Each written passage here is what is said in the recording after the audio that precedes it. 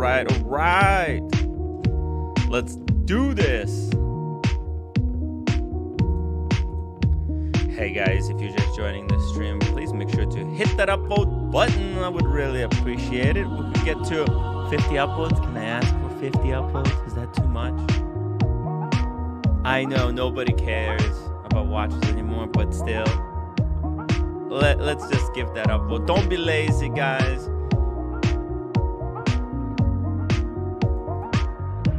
You know that haters are not gonna upvote, that's for sure.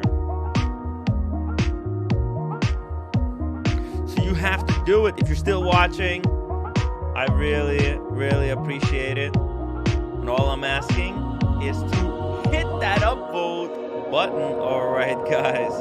Hey, how's everybody doing? We got the results. Sotheby's auction has concluded. And where are the prices today? Well, we're gonna investigate. So grab a drink. I'm drinking water, unfortunately. I mean, still got a little bit of the blue label, but it's too expensive.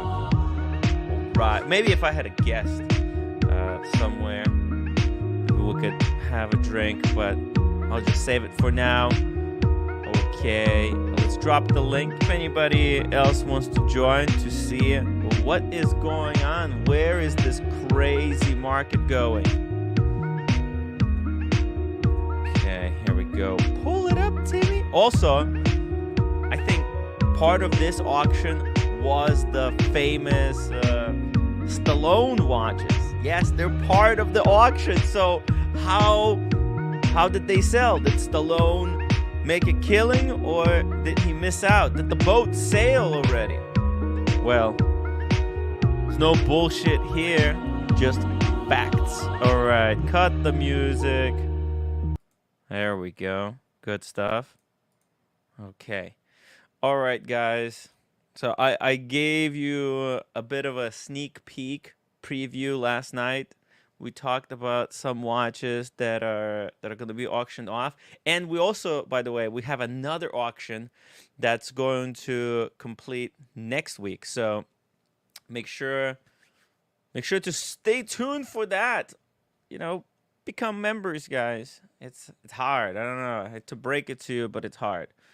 Nobody's interested in watches anymore. Racism brings in a lot more super chats, I guess. So people pivoted.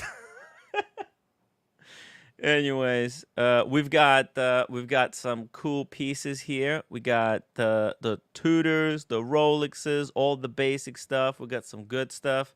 There's some shitters in here, but we'll just go one by one and we'll see it because it's gonna give us a good spread. Also, let's shout out the audience we got in the chat tonight. We got JMB, the legend. Thank you so much for always upvoting and reminding people to become members. Also, I don't know if you know it, but you can also support the show via PayPal, guys. PayPal link in the chat.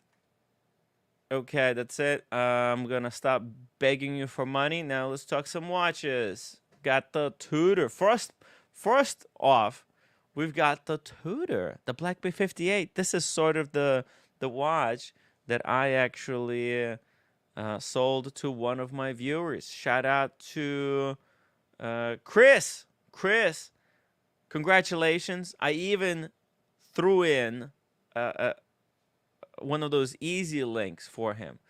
And yeah, I hope he's happy. I think he's really happy with this watch. He has actually recently added a Grand Seiko, and he has another watch. I forgot which one, but I think I sold mine to him for $2,750. I might be wrong. Good to see that this watch is still holding value. And I gotta be honest, guys. This Tudor is actually the winner Tudor. It's so freaking good. It's just as good as the brand new 41 mil Black Bay. It's just as good. The new one obviously has the the T-lock, the glide lock system, but this watch is actually thinner. And if you throw in the Easy Link from what's the name of that brand? Steel Reef, I think. Let's see. Steel Reef micro adjustment. That's it. This is the one, guys. This micro adjustment even makes a watch like oh, here you go. Check it out. This is whoa, this is a high quality video to show you how easy this thing is. Look at that. You take your Black Bay 58, you take out that last link, that garbage link, you swap it for the Easy Link, and then bam, look at that. That's sexy. Really sexy. On the fly extension. Let's see. Explore. We got the Tudor. You can even get this Easy Link for your Explorer 40. Now these Explorer 40s, they're really frustrating. The 1655, the 16570s. They're a little bit frustrating because it's such a great Rolex, but it doesn't have that Easy Link. And this product solves the issue. So guys, go get that one. You're not gonna regret it. Let's see what else we got in the chat. We got Tim G in the chat. Let's do this. Cheers, Tim. We got Jack C. Oh, okay. Jesus Christ, this guy. I get it, man. I get it, Jack. I get it. Yes, there's all kinds of weird people out there that do weird stuff for weird reasons. What do you want me to do? Anyways, Dave F451, upvote number 3. Guys, upvote. It's free. Come on. We got JDMTL. It's time to swim with the dolphins. Yo, he remembers it. Guys, go watch yesterday's stream. Ray is freaking legend. By the way, I wouldn't have sex with a dolphin. I gotta be honest. It's one animal that Ray warned me about. Apparently, those dolphins, they're not very... they don't believe in the foreplay. Anyways, we got the Watch Apprentice, the one and only. Red Shovel. Hey, Red, how you doing, buddy? By the way, Red, there's big news. What you told me, it's actually it's getting even wilder. Nico Leonard is completely off his rocker. I don't know what the heck he thinks he's doing. What is it? Why is he getting involved with these cars? Why does he think, you know, breaking a really expensive car on some shoddy track is a good thing? Like, why is that a good thing? Is this supposed to bring business in? I don't get it. It looks like he's spending more money than he's making, but what do I know? He's supposedly the businessman, so we'll see how it works. We'll see how it works. However, let's keep going here. We got Rene de La Pons. Hey, Rene. Dude, you're still watching the stream. I thought you hated me, man. Versace Boy. Always great to see you. Versace Boy is a legend. Really cool guy. We need to get together for some drinks in the city, man. Versace Boy, what do you think? You, me, little Gonzo stream in the city. Maybe tomorrow. Maybe Friday night, actually. Friday night would be cool. Let me know if you're down. Let's see here. What do we got here? Jonah says nobody watches this channel anymore. Some people still watch it. Jonah, you're watching it, so obviously there's still people who are watching it. Jonathan Smith, how's roommate Tim? She's cool. I think she's cool. She's at work today, so yeah, she's all right. Glenn Bob says, sell your house and invest in watches. Then buy a mansion when you cash it in a few years. Yo, that's brutal. That's not an investment advice channel. That doesn't work anymore. Maybe that was possible a few years ago if you if you got the timing just right. But man, that's you're more likely to lose ton of money when you flip watches, but also even houses. Housing market is kind of weird right now. Okay, so be careful with the house flipping. Even Roman Sharf, I heard, is selling all of his like property. Apparently, he had a couple of houses in Philly, and he's selling those. So, 10 Penny says, "What happened to the audience?" What do you mean? We got 73 people still watching. No, Oshini's live. Oshini is, me and Oshini share a lot of audience, so it's gonna be a little bit fewer people, but all the important people are still watching. They know that this is the only show that actually focuses on watches and is not sponsored by Gray Market Cartel or anybody for that matter. Only this show is only sponsored by the audience, and that's it. So there you go. I mean, some people thought that maybe I'm not giving good enough advice. They decided to leave. Whatever. I mean, it's just what it is. What it is. Stephen L. Thank you so much for 17 months of support. Tim, do you still have the Black Bay 54? How does the quality Black Bay 54? It's the quality. It's it's not the same quality. Okay, it's much worse quality. In fact, I think there's some kind of quality, a bit of a quality downgrade from that Black Bay 58 to Black Bay 54. Black Bay 54 feels a little bit, I don't know, the quality of the metal doesn't feel the same. It feels a little bit jingly jangly. I don't know. I don't know what that means, but yeah. Philip Harbushar, Nico understands how YouTube works. People love a chit show.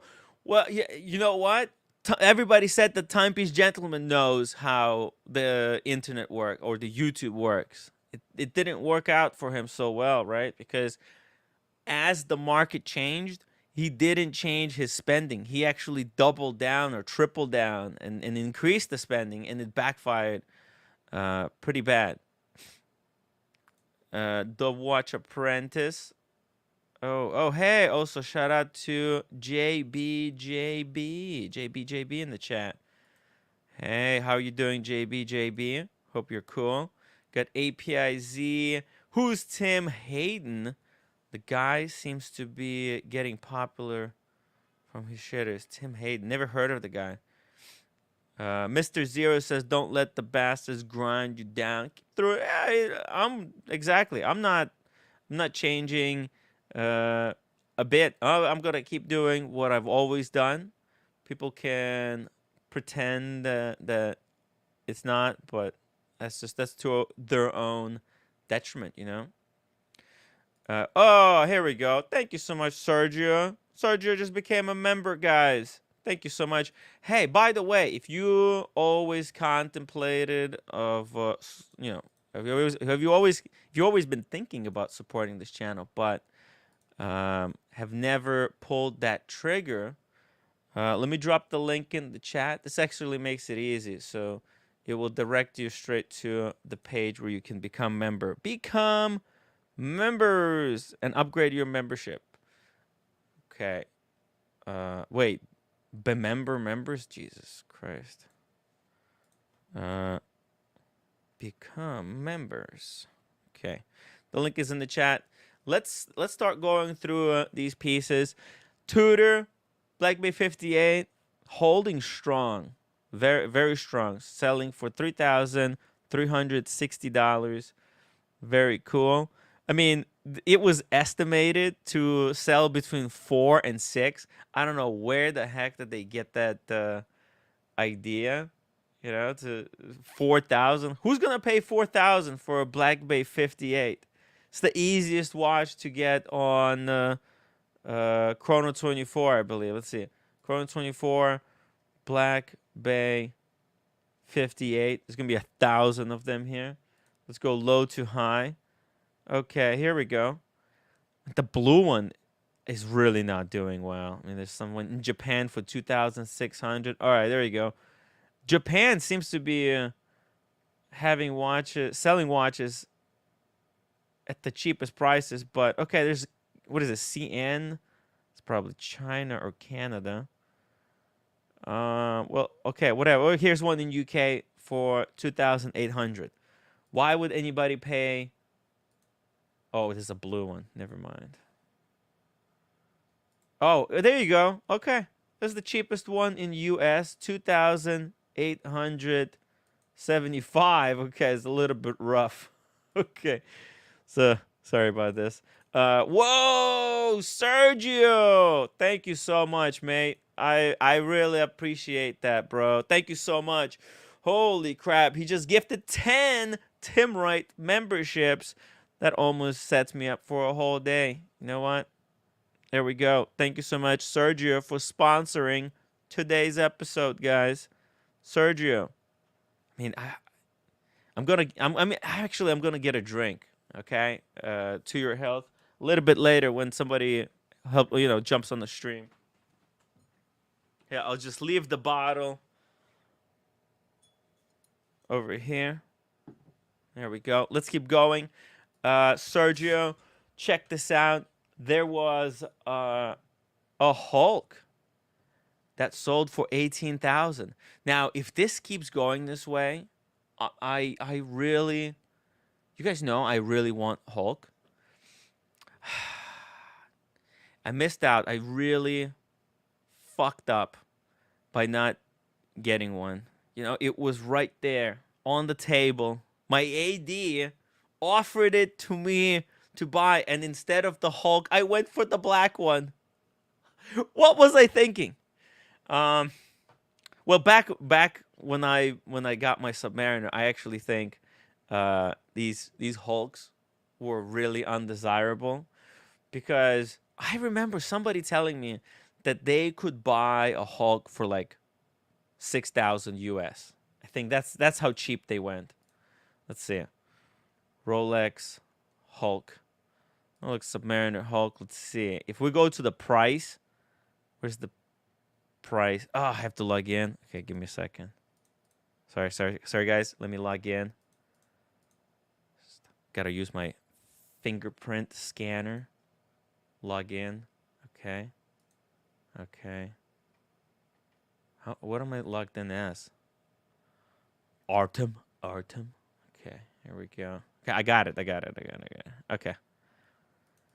So here we go. Actually, so this is a maximum. Oh yeah, look at this.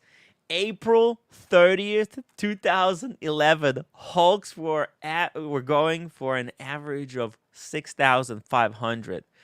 That's seriously cheap. That is really seriously cheap. Then over the period of like 10 years, I think I got into the hobby like somewhere here around 2016. And Hulks actually kind of slowly picked up. And then in 2020, they just freaking went ballistic. From 2019 and then into 2022, oh my God, 31,000. I can't imagine what it feels like to now be stuck with the Hulk that you bought for 31,000. I mean, if you bought one because you love the watch, no problem. Just keep it forever and it doesn't matter. But if you bought it as an investment thinking that Hulk is going to go to 100,000, then you're screwed. That's why watches are not investment. Okay? You just got to watches, these charts are all about, smart buying. You have to be smart with the watches you buy. Like this, they're not going anywhere, right? So the watches are only gonna get older. They're only gonna get, but also, the price is most likely it has to go down over time, right? Because if we just think about it, right, just to slow down and think about it, there's so many Submariners out there. There's got to be millions of these Submariners. So, and Rolex is not going to stop making them. So they're just going to become more and more common. And what happens, look, people will get something, they like it, but then something new comes along, and they will want to get rid of the stuff that was hot. So if you're always chasing hype, you're always gonna get screwed on the price. So it's cool. It's the good time to buy would be now. But I think if Sotheby's sold a Hulk for only 18,000, then the price is coming down, and I might be able to maybe even trade a black one for the green one, right? Like nobody, like these trends, they're not permanent. Hulk used to be a dog watch, and it might become dog once again, right? Think about it. It's kind of, it was cool actually because there was not a lot of green watches, right? Now every single company has released a green watch. Omega has a green Seamaster. Even Piaget got on the hype and released a Piaget Polo. There's every green. There's Vacherons overseas came out in green color this year. Every watch brand has a green watch. That's why the popularity of Hulk has slipped so much, because it's no longer special. It's no longer the hot blinging in your face diver watch. Every brand has one. So yeah, 18,000. I want these back at 6. Give me a Hulk for 6,000, please. Okay, but if you have one, then maybe, yeah, don't sell. It's a good watch. Perry TV, yo, welcome to the show, Perry TV. Happy hour, Perry TV. Hey, Perry, you also got a show or something? It's an interesting logo you got there. Let me actually check his channel. Let's see. See how you do this. Click, go to the channel. Oh yeah, he does some kind of a show about watches. Huh. Look at this, Perry. Your thumbnail looks exactly like Thorpe. That's incredible. Look at this. So this is Perry TV. Let me see here. By the way, thank you so much, Paul Thorpe. It just has different brands, like at the top, right? Look at that. Oh wait, maybe he even wait, wait, Perry, did you get it from Thorpe's channel? Did you get the thumbnail from Thorpe's channel? What is going on?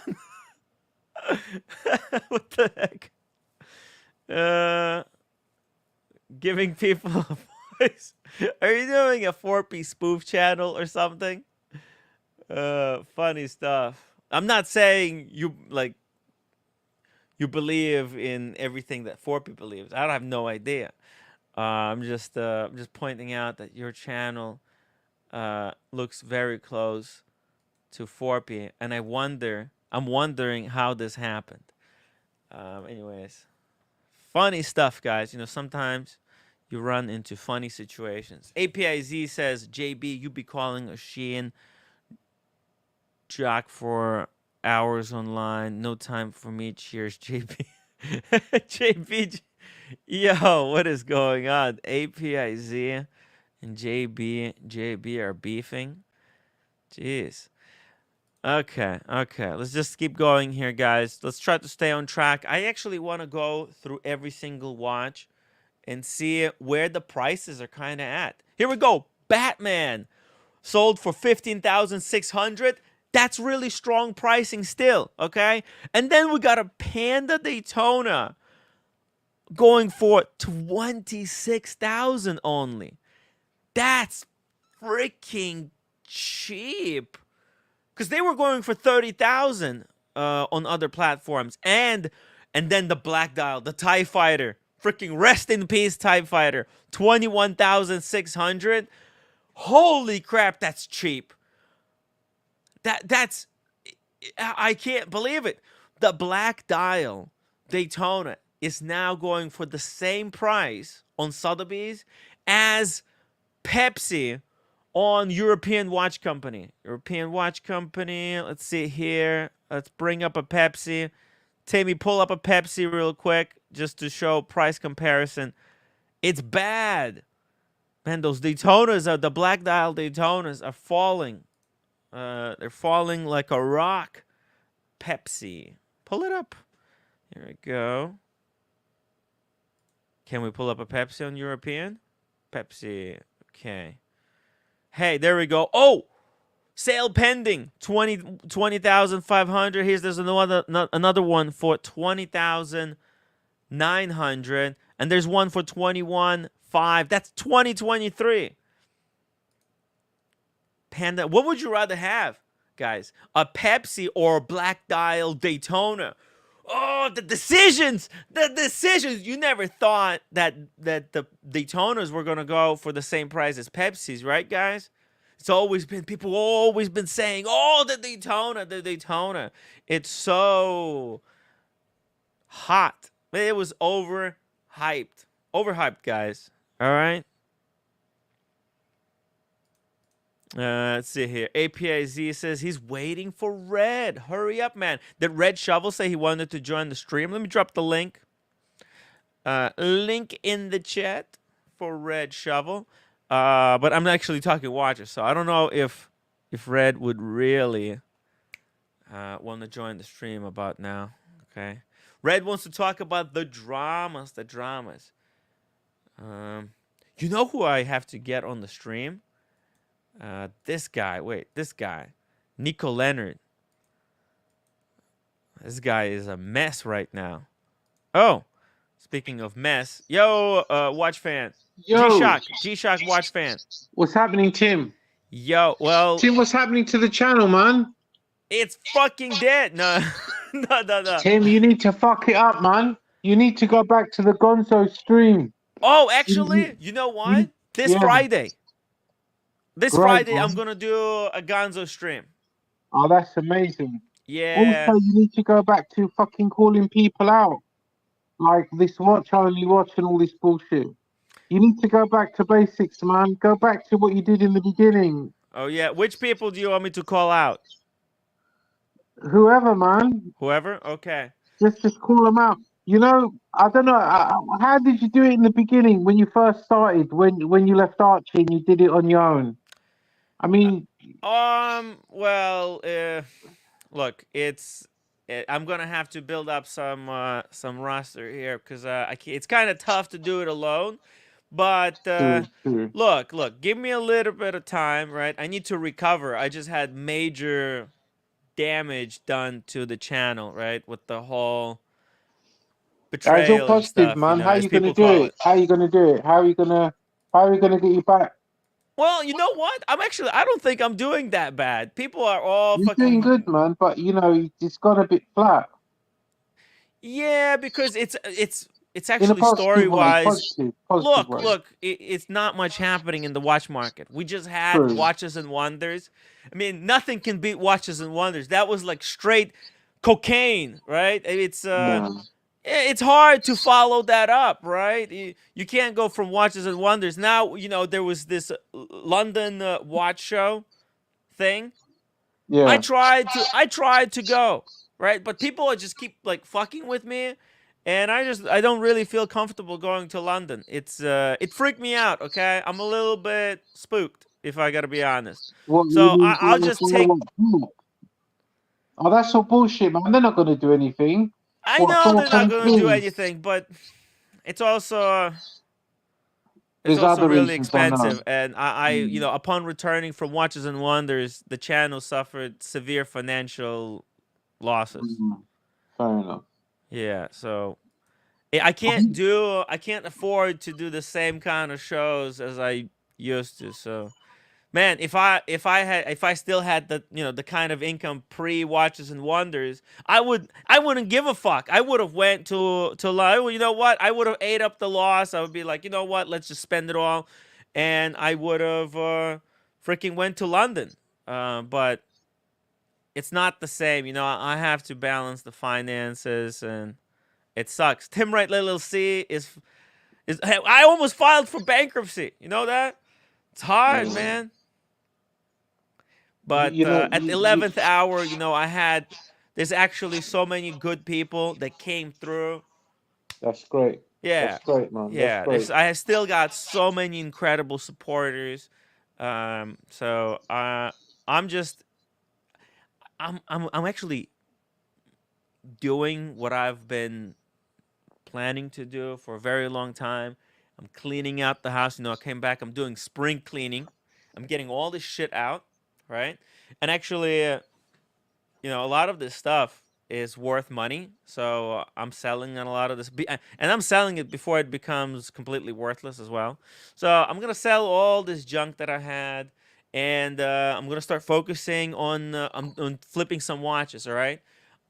I might even go into a watch dealer business, No, no, but don't do that, dealing man. in Don't do really that. exquisite watches. You know, not No, no, no, no, no, nothing, no, no. none of this stainless steel sports Ah, bullshit. that's fucked, Some man. That's fucked. Don't do that. no, okay, Tim. I hate to say this, yeah. yeah. I hate to say this, but why don't you go on the attack? A what? On the attack, Oh, go on the attack. drama. Oh Now, I know you don't no, like drama, no. but I you know look. what? You'll bring in the money quickly, and you'll get a I lot more people come. But you might get the wrong crowd coming in. This is the problem. yeah, exactly. And you know, I don't want to go down. You know what? I still want to keep my integrity. I don't want to sell out. I It's don't mean not sell about the out. money. I'm not. This is the thing, G-Shock. I'm already. You know what? I'm good for the day. Big shout out to Sergio999. You know what? Sergio, he sponsored today's episode, That's and you great. know what? Just that one super chat, and you know what? I'm good. I'm good. It's That's good, man. all. It That's all helps. it takes. Actually, that one membership donation that's all that keeps this channel alive for another day. So you know what? And he That's great. supported it so that we don't do drama, right? And I think, look, No, no, there's Tim, you got no. me wrong. You got me wrong. I You don't know mean what? drama with. G-Shock, G-Shock. Mm, No, I get it. No, I get it. I will call out the OnlyFans actual drama. bullshit. For example, I No, no, mean, not OnlyFans. oh, Only sorry. watch. And like Only Watch, that type of drama.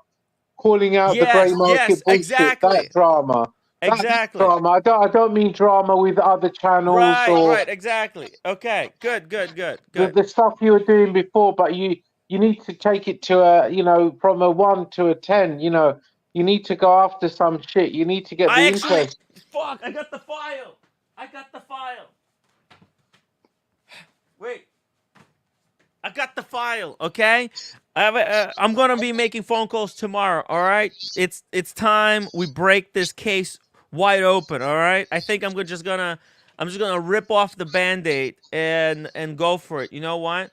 I've been sitting on this because I had an NDA, but Mm. I think there's a way I could do this. It actually because if I keep waiting much longer, more people are gonna get ripped off. So I think, you know what?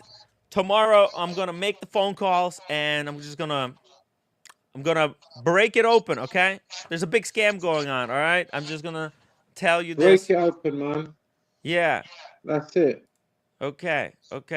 Super chat JDMTL. Super chat JDMTL $14.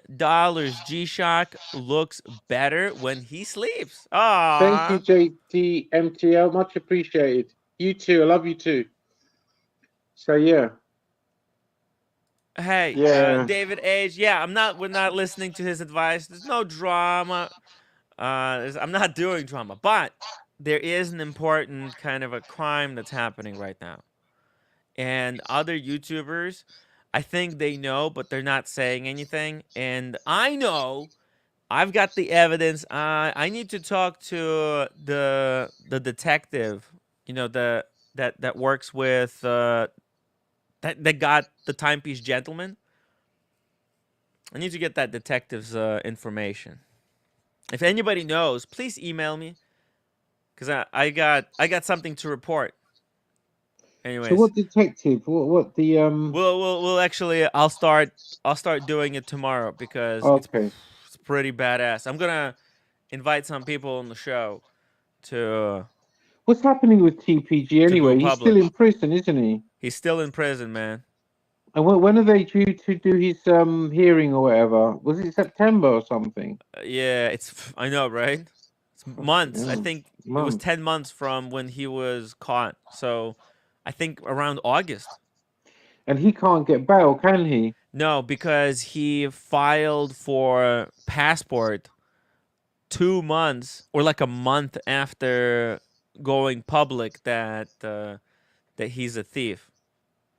So his FBI say he's crossed states, isn't he? So no, but No? he never. Can you believe it? What a dumbass! He never had passport, right? And then he does that video, kind of going public, saying that yes, he did steal all these watches, but he's going to work it off and just give him time, and he's gonna do a video every single day showing his progress. Man, what a it doesn't sound real. Like, in retrospect, if I were to tell some person on the street, they wouldn't believe me, right? Because it's so insane.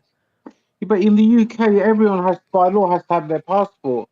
I mean, it doesn't have to be in dates, but you he's have to just have a a typical passport. He's just really typical, kind of stereotypical American. He didn't even have a passport because he never thought he would need to Well, he never thought he was coming to the fly. country. Well, he Yeah. needs to fly now, doesn't he? And now that he Well, he broke the can't. He's law in and he prison. realized that he might actually be totally screwed, he just decided to file for passport. It's too late, bro. What he should have he should have had the passport.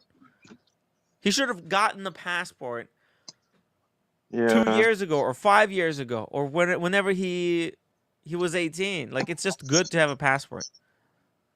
His mom should have had a passport for him. And I think there's issues there. Were he with his mom? Well, I think he was adopted. Fair enough. Fair. If he's adopted, then, well, yeah, it's fucked, man. Yeah. But it's so that's the TPG. So what about Thorpe? What's he doing then? He's still doing his political stuff. Oh, he's getting worse every single day. Now it's like it's not even coded anymore. He says our Sikhs are coming. What the hell? The Sikhs are coming. What the hell? Sikhs. Sikhs. What do you mean the Sikhs? Who's Sikhs? What's the Sikh? Sikh. It's like, I think it's like Muslims that wear this Oh, kind you of mean the thing. Sikh religion? No, that's different. So what he says they're coming. What do you mean they're coming? Oh, it's dude. I don't. This channel might be getting taken down. I gotta be honest, because he's just really. What happened to that guy? Honestly, Tim, I'll be honest with you. Look, no drama, yeah. Yeah. I'm not trying to. I've met the guy. I've met Paul Thorpe. I met him when he was in his office in Gatwick. You know what? Face to face, he's a really nice guy. He's a family man. But I don't know anything about his family. No, he's a good guy. He face to face is a good man. Wait, what tells you that he's a good guy? Because I thought the same thing, but there were red flags, and I should have I should have picked up on. Look, one thing about Paul Thorpe, I tell you, he's greedy for the money. Well, okay, he's a businessman. They all are. That's fine. I think he'll do anything to make a buck. But that's business people. Well, generally. but at the same time, he says that he's not for the money. He says this is all for the people. He's not doing this for himself. It's for his grandchildren, and it's not for him. It's for you, actually. Everything he does, he says it's for you. I'm doing this for you, just to give back to the watch community. He's doing it for him and his family, which is fair enough. It's just, no one is. That's fine. Nobody says there's nothing wrong with being a businessman or being a business person. In fact, but be honest. Be honest about what you're doing. You see, this is the problem with Paul Thorpe. He's either one way or the other. Either he's on his grey market buddies and he admits to that. Fine, we respect that because he's a businessman. But don't try and then say that you're on our side as well.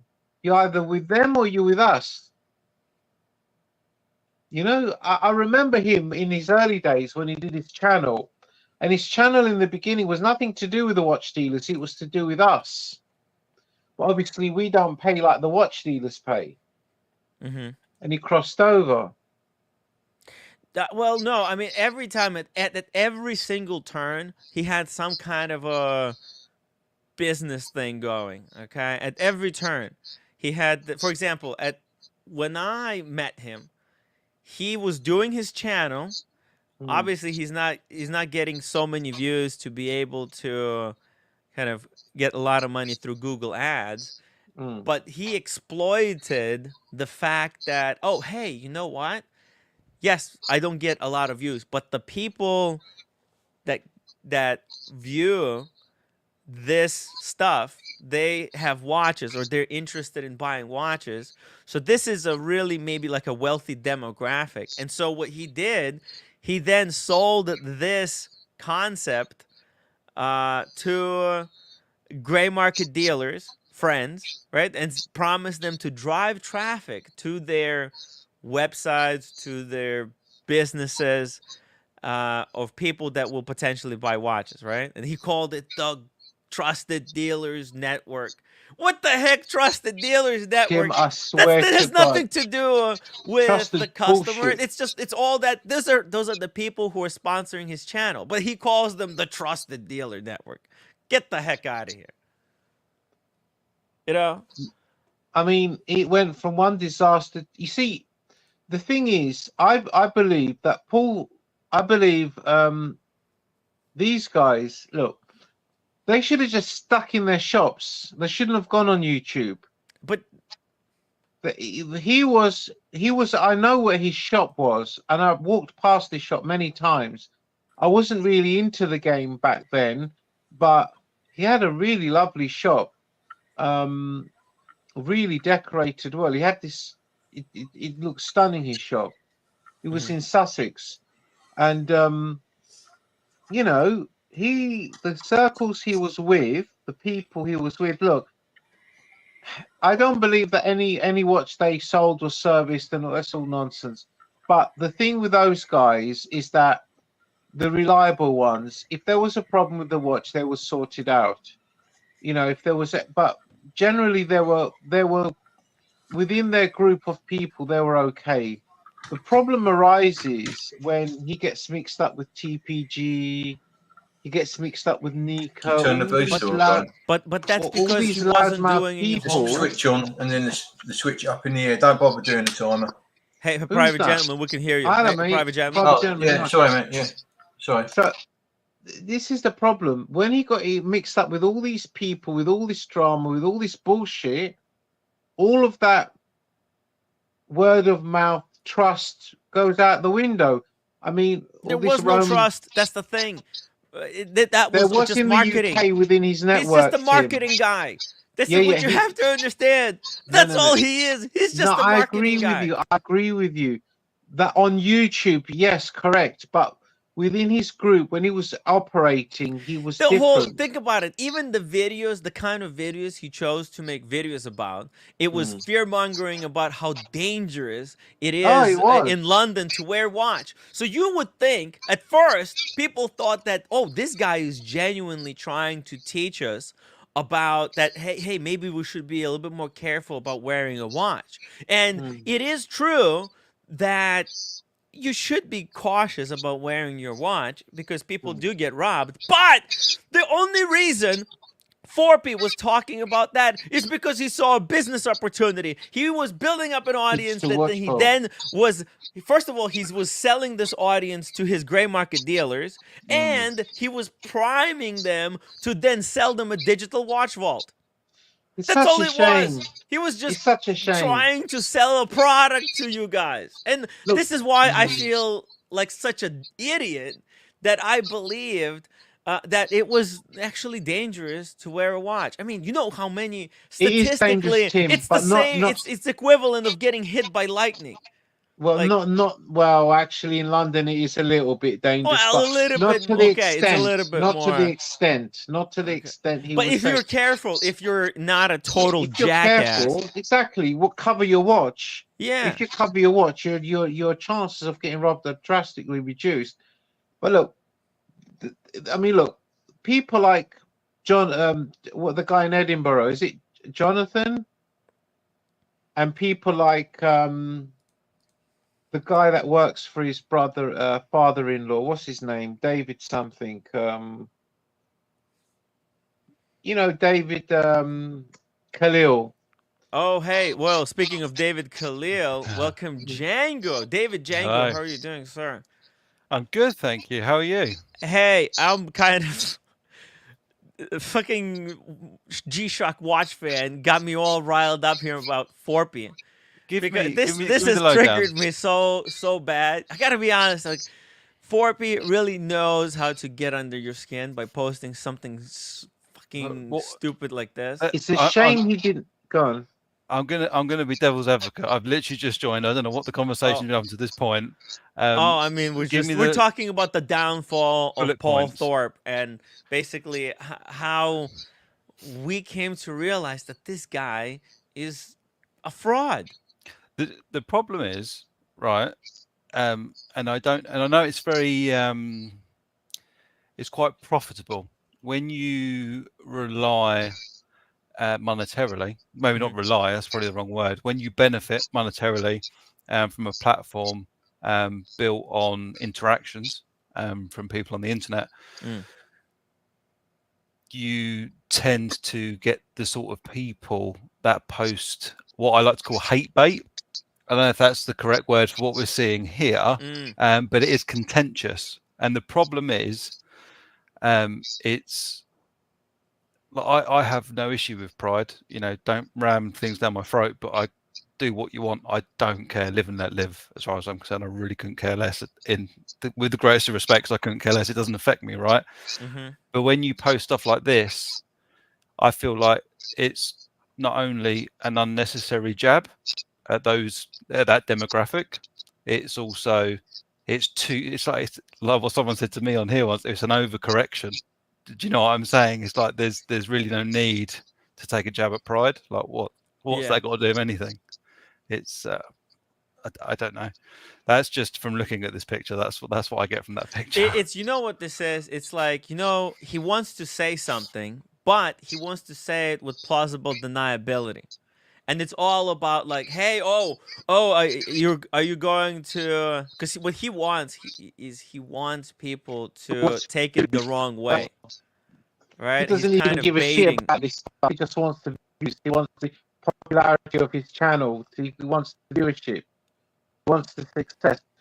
Trust me. I remember when he and that guy from Spain, they did a thing. What do you call it? They did some sort of a live. You're breaking up. G-Shock watch fan. Hold on a second. Can you hear me there? Yeah, hold on a second. I think it's the connection. I think it's. I think you need to reboot. I've got a link. No, this is the thing, though, right? And I don't think it's. What's the word? Can never think of any words.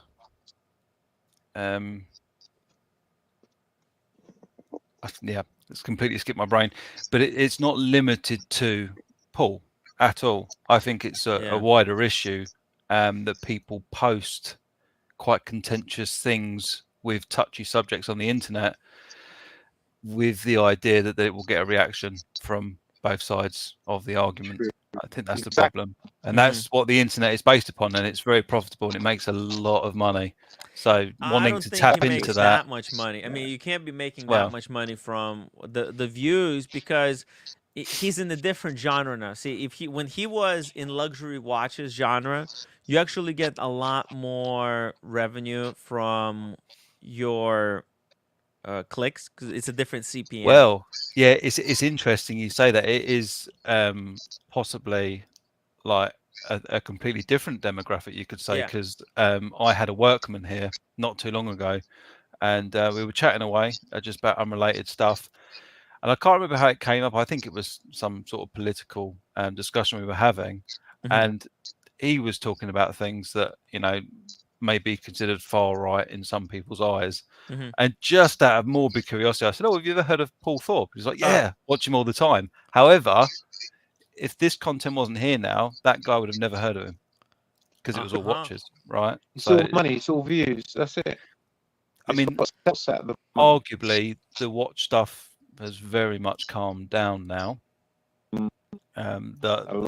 Is the bubble burst? I don't know. Will the bubble ever burst? Well, I'm going through the Sotheby's auction, and these watch results, they're not impressive.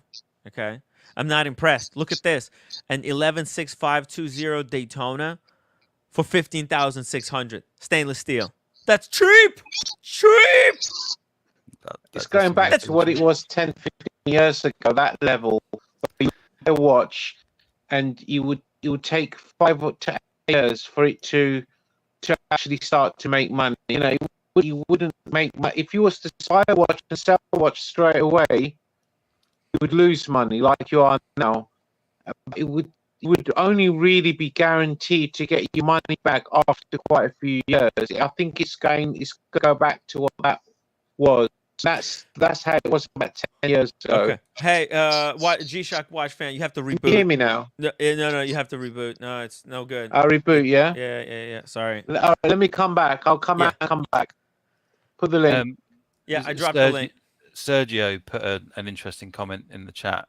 Mm-hmm. Believe me, Tim, there's a lot of social accounts that get money on the hate and fear monetization, baby. Didn't you ever hear that? No better news than bad news. I mean, it's true. This is the thing now, and it's not. I'm not going to take any jabs at Paul. He earns his money his way. I earn my money my way, and we all do it differently, right? But I think overall, the content online, especially in the UK around this time period where there's a general election coming up, everyone sort of throws their hat in the ring, and they post views which they know are going to get the backs up of the opposing parties, the lefties or the righties, as they call them in the UK. They do it on purpose, and what it does is the supporters of those ideals will watch the content because they support it, they're passionate about it. But then the people that maybe aren't so passionate about it and maybe don't like Tommy Robinson, his face is there, will go on that content just to show their dislike and probably leave a nasty comment, which is all interaction. It all tickles the algorithm, and ultimately that produces pennies and pounds. So okay, so well, listen, the more power to him. Okay, if this is the direction he wants to go, then okay, good luck. I'm watching, like, not every video, as you can see. This is intolerable. I watched like one or something. It's really dark, and at this point I'm just curious where he's gonna go from here.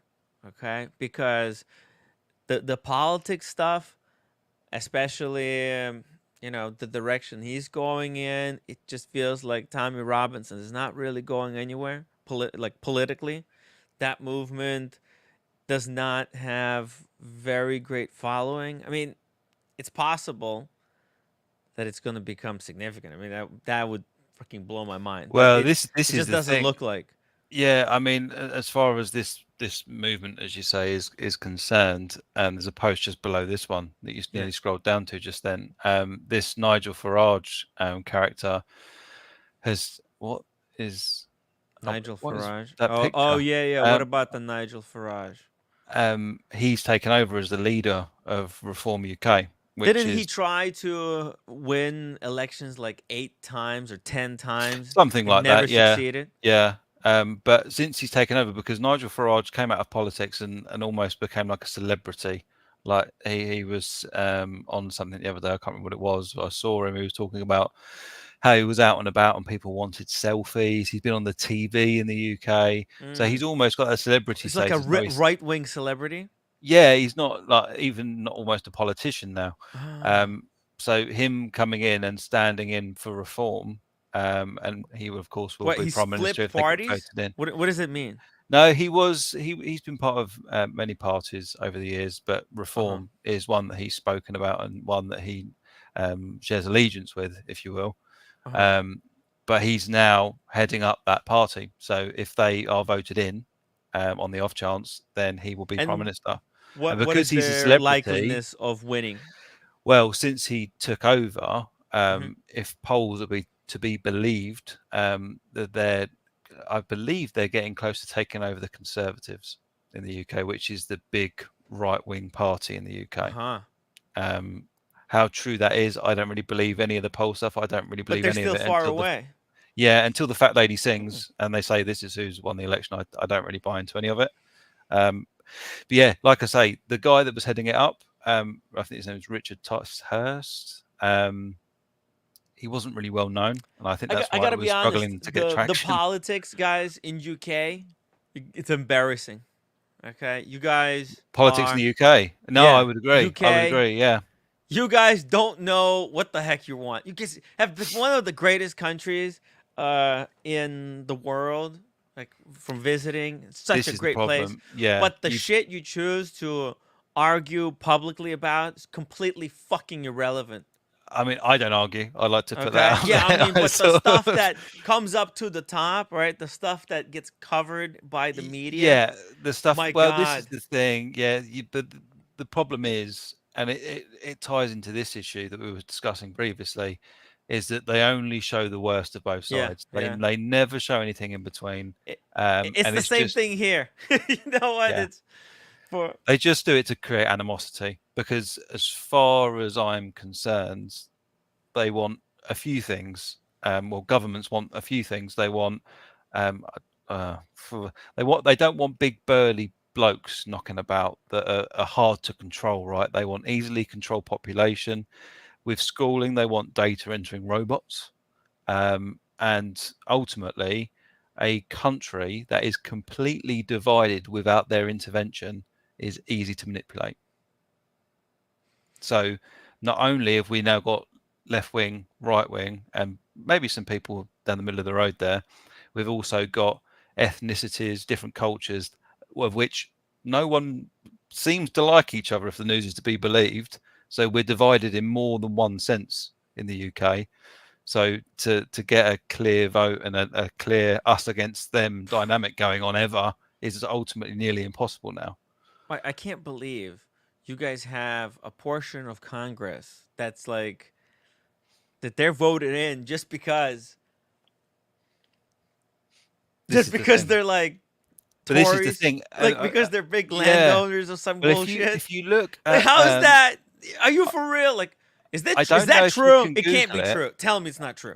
I don't know if you can Google it, but I think there was an image somewhere that I saw since 18 something. I can't remember the exact year. From early 1900s, maybe late 1800s, it's been Labour, Tory, Labour, Tory, Labour, Tory. There's been no one else. It's literally just that. So what people will do, and you can see it on the internet a lot, and people will leave comments as such, is they do what they call voting strategically. So they will vote for the candidate with the party that's most likely to win in their constituency. So basically what they will do is like, we're sick of the Tories now, we're just going to vote Labour. But the problem is a lot of the time, and I've seen this shared online a lot in comment sections, that they don't really care what the policies of the opposing party are or the opposing strongest party are. What they will do is they just want the Tories out. So they will just vote for Labour because it's a guaranteed win if they do.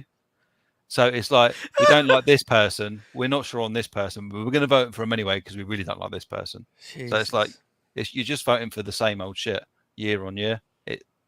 It's broken. It's a broken system, but we've known that for years. But the people in control of said system, how could there be people, okay, just who are not Tories that are for this system? Like, it boggles my mind that there's people who are just like, it's all I'm okay with this money.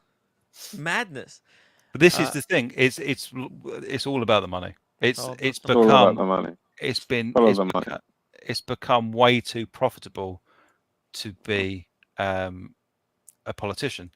And the problem is a lot of people now, all of these people come from like the highest paid, the most expensive schools and universities in the country. I think Eton is probably the most popular, and they're just completely out of touch of what normal people like us need, want, desire. So that they really don't know. Like our current prime minister, what's he worth? Like 770 million or something. So it's like, how can he go into any situation and speak? Who's the prime minister right now? Rishi Sunak. Rishi Sunak. How much is he worth? I think him and his family are worth like 770 million or something like that. So how can you go into any situation and make decisions for people like me who are nowhere near that? I'm close, but not. Wait, not didn't he resign in like rain? No, he didn't. Wasn't. He made some kind of a big announcement that everybody was making fun of him because he did it in the freaking rain. No? Oh, he made an announcement that he was calling an election and it was raining. Yeah, and then someone was playing a song in the background. It was the Labour song from like the 90s, I think. Things Can Only Get Better. And yeah, it was a bit of a meme for a little while there. But yeah, man, you guys know how to humiliate your politicians. This is crazy. Why did they subject themselves to this? I don't understand. I don't know. It's difficult. It's when war follows you home. Yeah, but my favourite saying is that your desire to be a politician should automatically exclude you from being one. I think that's the way we should do things now. We should force people to do it. Go, well, you're really good at this. Go and sort this out. Not have like these people from wealthy backgrounds, from the best schools, that are just completely removed from real life. If you've grown up in a family where you're very wealthy, you can't go and then speak for the normal working man. You just can't do it. It's just it's a bit broken, but that's where we're at. Yeah, I mean, this is interesting stuff. I gotta be honest. Politics are so insane. Social media. That's what drives it, and this is the problem now, is that it's so much easier. And it like exploits humans' basic emotions. Exactly. It's difficult with social media now because I think things were simpler back in my day, which makes me sound really old. Where it wasn't so much a big thing, but it's so easy now to manipulate voters' opinions based on misinformation. And this is the problem. And then the misinformation on social media, the social media companies like Facebook decide whether or not it's misinformation. So it's like, and there was that famous interview of Elon Musk. He was being interviewed by the BBC and they were saying something about COVID and misinformation on Twitter. And he fired back instantly. Very intelligent man. I don't know why you'd take him on. And said, what about the BBC's misinformation if they address that? And they've got no answer because they're saying Twitter is misinformation. He's saying, actually, no, you're just proven to be misinformation. But in their minds, and a lot of the authorities' minds, it's not, because it was reported by the BBC. And they're seen as like this overarching source of trustworthy news. So it's like one man's misinformation is another man's news. It's. Oh my God.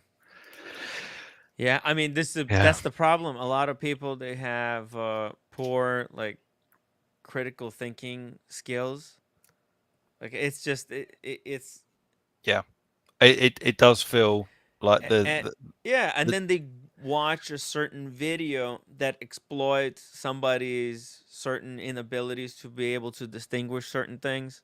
This is the problem now. It's like if at the time, like now, one of the biggest things, I'm sure if you watch some of these videos, you'd probably see the subject raised, is like stop the boats, stop illegal immigration, that sort of stuff. So if anyone is looking to get into power in the next few months, just go on a YouTube video and say, we're going to stop the boats. No more illegal immigrants. Well, and then people are like, how are you supposed to do that? It's a little bit more complicated to actually implement such a policy than to just say that. Yeah. And meantime, he's selling watches that are waterproof. I did have a look at the website. I think you're aware of this. And it was interesting to see that the address for this Helium watches is the same as BQ watches. It's madness. I found that interesting. Yeah. I got to be honest, though. I don't think a single one has sold. These are so ugly. that I don't think. Tell us how nobody you can really fall for feel this. about them. Paul Thorpe X watches, and then look at the freaking logo. This guy had the It looks gall like to. the Swatch one. But dude, like you see, there's a guy on a freaking what's it called? What's this thing that he's doing? So, you see the image on the screen? What's this guy doing? What's it called? Surfing. Surfing. Thank you. Yeah. Freaking, you understand that there could be a person who don't know what Paul Thorpe looks like. They could click on this website. It pulls them up over here. They'll think that's Paul Thorpe surfing. Like, come on, Paul Thorpe X Helium watches, and there's a guy freaking shredding a wave. What am I supposed to believe? I don't know if this. I couldn't find any other reference to Helium watches online. Does I don't know Paul if Thorpe think he's this fucking cool guy on the surfing board? But was this already an established brand? I couldn't find anything else. No, it was created just to sell this watch. And I think if they're able to get away with it, they'll do other limited editions. He'll probably partner with Robin Sharf and say, "Hey, Sharfie, let's do a Sharfie limited edition Helium. We'll do a GMT because you like to travel the world." You know, they'll come up with some kind of, and they'll put Roman Sharf X Helium watches, and it'll be a guy jumping out of the plane. These guys are nuts. It's certainly interesting. Obviously, we'll probably never see any of the numbers, but oh my God, no way! There's no way they're actually sold out. What was the edition size? They're 45 millimeters huge. They're huge. Oh, no, sorry. Case diameter, sorry, 42. And lug to lug is 54. 14 millimeters thick. Oh, battery life, it's quartz. Yeah. It's garbage. How can it be sold out? No freaking way he sold 100 pieces. I refuse to believe this. I have a theory, and it's what a lot of businesses do now. They fake sold out? Because it's not selling? They will have one model that sells out, and then people go, "Oh shit, I'm going to miss out," so they'll buy another model, and it drives sales to the other two because they think, "Shit, I'm actually going to miss out now. I was procrastinating on buying this, and now I'm going to do it." Maybe that's what's happened. I don't know. There's no shot the white one has sold out. I actually. I want to see the receipt. If it actually sold out. Ultimately, it does say pre-order your 4P Helium watch before the end of May and receive. Oh, you get a free strap. Deliveries for pre-orders. Wait, it says sold out, but you can still check out. What the hell? Yo, it's not even sold out. You can still order it. It just says sold out. I can actually buy it. They just replaced the image with the image of sold out. You can still. That is so dirty, man. Can you still buy it? Can you drop down the quantity on the left there next to add to cart? Yeah. So if you try and add 10 plus to cart. Yeah. Check out 7,000. There you go. I can order it now. Well, I don't know then. Man, this is crazy. You could. By the way. I mean, there's some people that could exploit this thing to money launder, you know? Imagine if you wanted to shift some money from Russia to UK, you can very easily put 50. How much is 50? Oh my God, you can order 50 straight up. So if the edition size 32,300. Can you add 100 to the cart? Wasn't that the edition size? Yeah. Oh, you think? What if I put 200? Let's see. What happens? Oh, you can order 200. There's no limit. You can go as many as you want. You can just order 100. You can just order 200 for 129,000. Yo, there's no limit. That's crazy. No, but someone's put you can order it, but if it's sold out, you won't get it. Not that difficult to understand, is it? But if something's sold out, usually you can't add it to your cart or anything. Yeah, but the fact that you could do it, I have no doubt. What do you think they actually? Do you really honestly think? This is, by the looks of it, built on Shopify, and within the back end of Shopify, you can set a limit. Yes, you can. To how many you can sell. Yeah. But they didn't set because it's not actually limited. Or they don't even care. If somebody accidentally puts in that they want to buy 2,000 of these, we're not gonna stop them. Why is Red not on here? Red, hop on the stream. This is crazy. Yeah, Red, interesting. But it could be as simple as poor admin management on the website. Oh yeah, so. Always there's always some kind of a thing. Oh, we made a mistake. Of course. I've got a nice tangent. If you'd like to take a ride. Oh yeah, please. I went to the motherland this last week. Where is that? Geneva. Oh, Geneva. Wow. Okay. Post Watches and Wonders. Yeah. It was great. It's a beautiful place. Beautiful. I went to the Patek Philippe Museum. That was interesting. Nice. I didn't do too much watch stuff. I was in Geneva Airport, and I was adamant at this point that I wanted to grab the Moon Swatch scooty, but they stopped selling it now. But they did have every other Moon Swatch in stock, apart from the Jupiter, the blue one. Wow. So I still didn't pick one up. I watched a few videos and then looked at a couple of reviews, and people kept saying that the crowns were snapping off, and not the crown, the pushers were snapping off. So I gave it a miss. So weak. Hey, Red Shovel. Speaking of chalky white, is sold out. Yeah, it's sold. Is it seriously sold out? Paul Thorpe sold out of the watch 4P watch, but you can still order 200 if you want it. But act quick. It's your last opportunity to order 200 white 4P watches for $123,000. Wow. Red's good for it. I wanted the chalky white too. Oh, for God's sake. James the advisor says, save your money on the watch and buy one of mine. Mine is actually good quality. I can't wait. I think I've seen so many YouTuber watches now that I want to see what the true quality actually is like. So, James, can't wait. By the way, Red, can you please help me understand this 4P post? Sorry, it's a little bit, it brings us back, but help me understand this. This is my pride flag.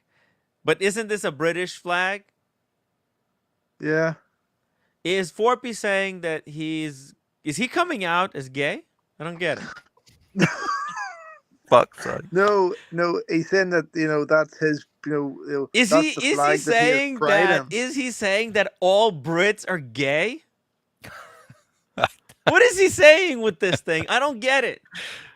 Now Tim's trying to be because he's very close with Spencer. If you ever noticed, he's very close with Spencer. I just want to pay our respects to Roman as well. I mean, absolute gentleman as always. For those of you that know Roman, you know what a gentleman he is. If you don't know him, then let me tell you, him up. He's a gentleman. He's a gentleman, totally one of us. Yeah. A guy who knows how to behave. A guy that knows how to behave. That's the bottom line. If you know how to behave in life, you will go far. It's all about your behaviour. And like the behaviour. Karma. Yeah. Your behaviour is appalling, Spencer. Always has been, though. It's consistent, though. It's consistent. It's always. What is he doing? What is going on? It's interesting that Spencer was talking about how to behave, and I remember Red. I was saying to Tim off stream at some point that thing he said to you. You just unblocking toilets. That really fucking annoyed me when I saw that. That really annoyed me. I was like, it's just like ridiculously rude. But ironically, I was saying to Tim, now that the watch market has really slowed down, people still need their plumbing done. Yeah. No one needs a luxury watch anymore. So who won in that situation is my question. It was just the most ridiculous thing I'd ever heard. I was not impressed at all with that. Quite a lot of people weren't impressed with that. You know, that's. It's just rude. It was just what's the word? Elitist. Yeah, that was it.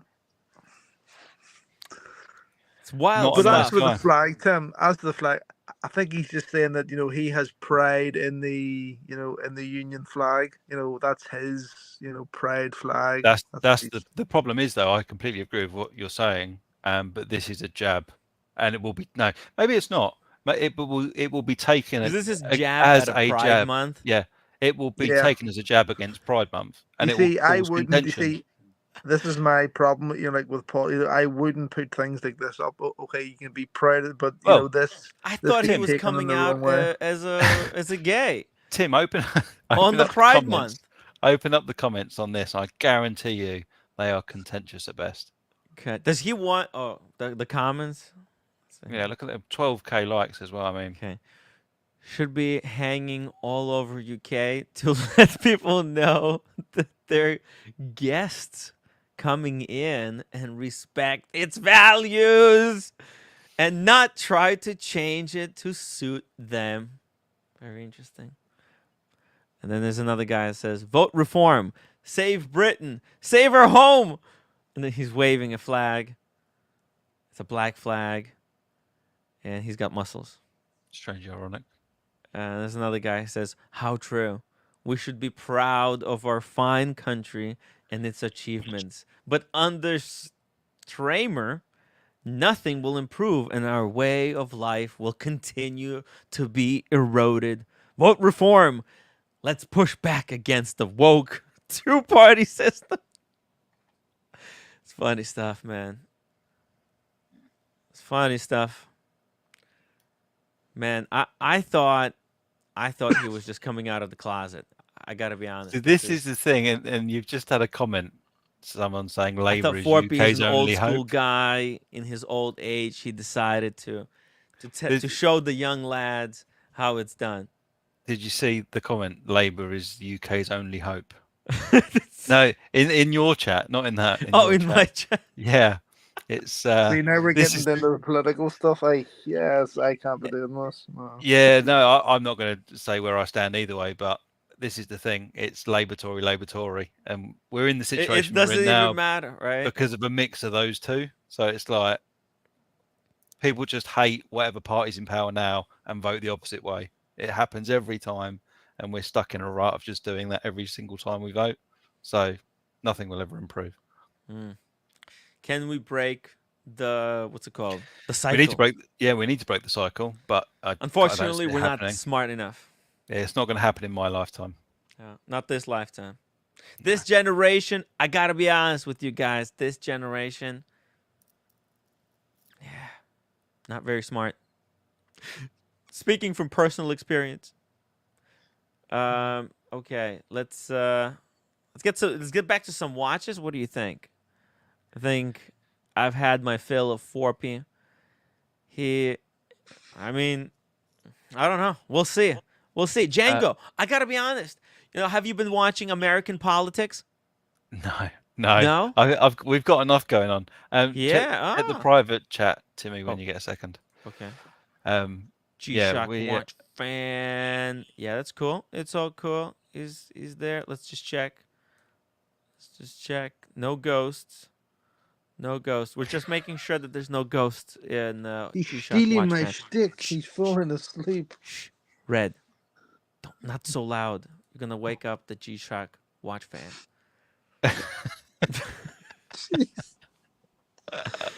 Oh man. Dear. So Django, you haven't heard President Trump is now a convicted felon. Oh no, I did see that. I didn't see exactly what it was about. Yeah. You heard that? Now Trump is trying to say that it's actually really good for him. But I don't personally, I don't think it's that great. I think it's gonna hurt him. You know? I think he might not be able to win. I think the people that were going to vote for him were always going to vote for him well, they still will. So yeah, they still will. Yeah, but it's those middle votes. You know, the last time when he won, it was fucking razor sharp, right? He barely won on the margins. And then the last elections, he got crushed. But this time around, you would think he would be able to, come back, rise from the ashes like a phoenix, like an orange phoenix. But yeah, I think it's getting to him. It's got to be getting to him. It's like the whole convicted felon thing. It's got to be demoralizing. We'll see. Yeah, and then he's got a conviction coming on the 11th, I think, of April. I think I'm gonna go to the steps of. I can stream, guys. Do you want me to stream from the steps when Trump goes for his sentencing? I wonder what they're gonna hit him with. It's gonna be. I think there's gonna be people up there. There's gonna be Trump supporters that if Trump gets hit hard, I think they're gonna cry, and I think we can get some people on the stream. Why would you go there for? This is just to see. I mean, it's gonna be wild. But this is turning into like a Thorpe. I'll also ask for watches. I'll see. Hey, what kind of Trump? We'll compare what Biden supporters wear on the wrist compared to Trump supporters, and who's wearing better watches. What do you think? Sounds like dangerous territory to me. But... Sounds dangerous. I think it would be an interesting place to be in time. I mean, that's a big deal. Either way it goes, it's gonna happen. There's nothing I could do, but maybe at least we could be there. It could be interesting to talk to people. I wonder what they'll tell me. There's a lot of people asking for a link to the stream. Link. Drop the link, Timmy. You know what? I'm gonna get a glass. I'm gonna get a glass of Blue Label. Okay, sorry. Just give me a second, guys. Red. Man. Yeah. You're lucky. You're up there in Northern Ireland, but just be careful. There's a certain street that Nico Leonard likes to drive on. Just don't cross it by foot, okay? Do me a favor. All right? Why? Have you been told something?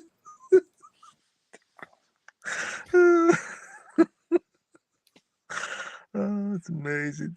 It's amazing. Red, why is your camera not on? Because I'm not in the house at the minute. So I'm not. I'm elsewhere. I'm in somebody else's house here, and they don't want their house shown. Just. Oh, sounds a bit dodgy. Did Paul Thorpe's house? No, absolutely not. No, it's Northern Ireland, so it is. I haven't straight across to Brighton. What? Why going to Brighton? That's a bit iffy. Brighton. Well, that's where Paul is, isn't it? Yeah. Right. I thought you were heading straight for Ireland. I thought that's what you said. Guys. Cheers, Django. Thank you so much for not leaving the YouTube, the wristwatch space. You know what? It's still got hope. These guys, these frauds, they're leaving by themselves. So the watch space. These this whole community, I believe, is resting on the shoulders of G-Shock watch fan at this point. Yeah. He's guys, probably the most enthusiastic person here at the moment. Respect. Cheers to the G-Shock watch fan.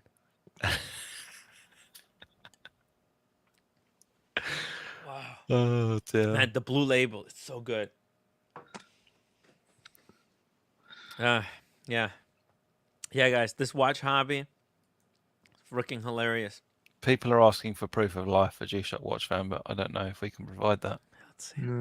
Oh wait, look at his stomach. If you see it go up and down, he's still alive. He's still breathing. I saw his lip move for a split second. I think he's okay. I don't know. Okay, well, we'll just, guys. This is a new one. Keep an eye on. See if someone actually died on stream, Tim. Would you make it members only, or would you actually just delete it? Yeah, members only. They'd have to pay for that. It depends on the person that died, right? Sometimes people want to die on the stream. If somebody wants to die on the stream, I'll leave it up. I could leave it up. You know, because I think I gotta be honest. If I ever die, if it happens on the stream, I would actually, guys, like you to keep the live stream up. That'd be pretty.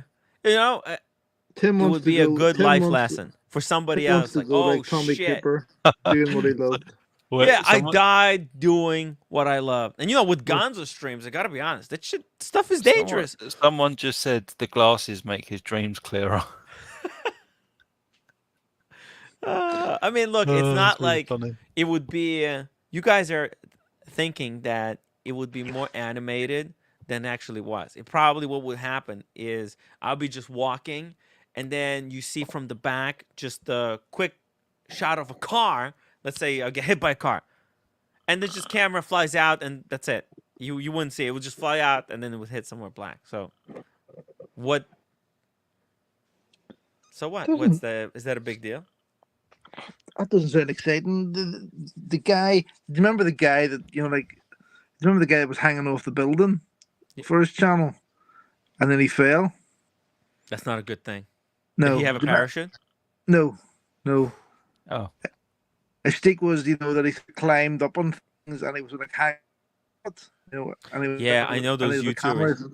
There's YouTubers who like walk on these really dangerous high platforms. They go to like Chernobyl, all kind of daredevil shit. That's scary, man. I saw something the other day actually out of it. Speaking of Chernobyl, some guy years ago now. I couldn't find any more information about what happened to him, but he was swimming in a body of water inside reactor 4. Jesus, it seems like the worst idea. It wouldn't surprise me if he died the next day. But he died the next day? No, I don't know. I couldn't find any information on it. It was a bit weird, but yeah, like a whole video. I'll have to try and find the link. There's some crazy people. Yeah, massively. You know, this is what happens when there's no war, right? There's people are bored. They want to do some dangerous shit, and then they resort to stuff like this. This is. Someone just said in the chat he glows now. Who glows? The guy that's in the water. You got some funny people in here tonight. Just I'm enjoying. Watch out for ghosts, guys. Make sure that there's no ghosts come to haunt. I don't think we really have the budget in the UK for ghosts. I'll be honest. No. You don't think so? Is it really bad in UK? Because you guys, that the whole leaving the European Union, I thought that's one of the stupidest ideas. No. Or is it like are things better now? I think, or is it they're the same? It depends on where you were financially or where you are financially, I guess. Everyone's feeling the pinch, but you feel the pinch at varying degrees, don't you? There's people that were quite well paid, but things have got more expensive. They're losing more money, but they're still comfortable, right? But there was people that weren't earning too much that are really struggling. So yeah, it depends on where you are on the scale, if you will. I think that's the same everywhere, right? And it also depends where you live in the UK as well, because I mean, Red's loaded, so it doesn't really matter to him. No, in Northern Ireland, there's strange loopholes that certain people are exploiting. Yes, certain people, I read. There's advantages for certain kinds of certain people. Individuals of a certain color. Yep, certain stature. Yeah, you get certain advantages. I've seen things that don't make sense. So I believe Nico Leonard was taking advantage of one of those loopholes during the peak of the watch market, correct? Like it wasn't a secret that he was working with BQ watches to be able to like sell tax free, right? He could well have been, but I have seen, leaving Nico aside, I have seen other things that have just I've seen people I'm sitting with assets that are maybe worth 3, 4, 5 million, and they're selling them on behalf of other people that live in different different parts of the UK, because if they sell them from Northern Ireland, they don't have to pay the buyer doesn't have to pay any VAT on that purchase. So it's on So on a big purchase, a 20% saving for the buyer is a lot. And then there's obviously the middleman. Buying art or buying what?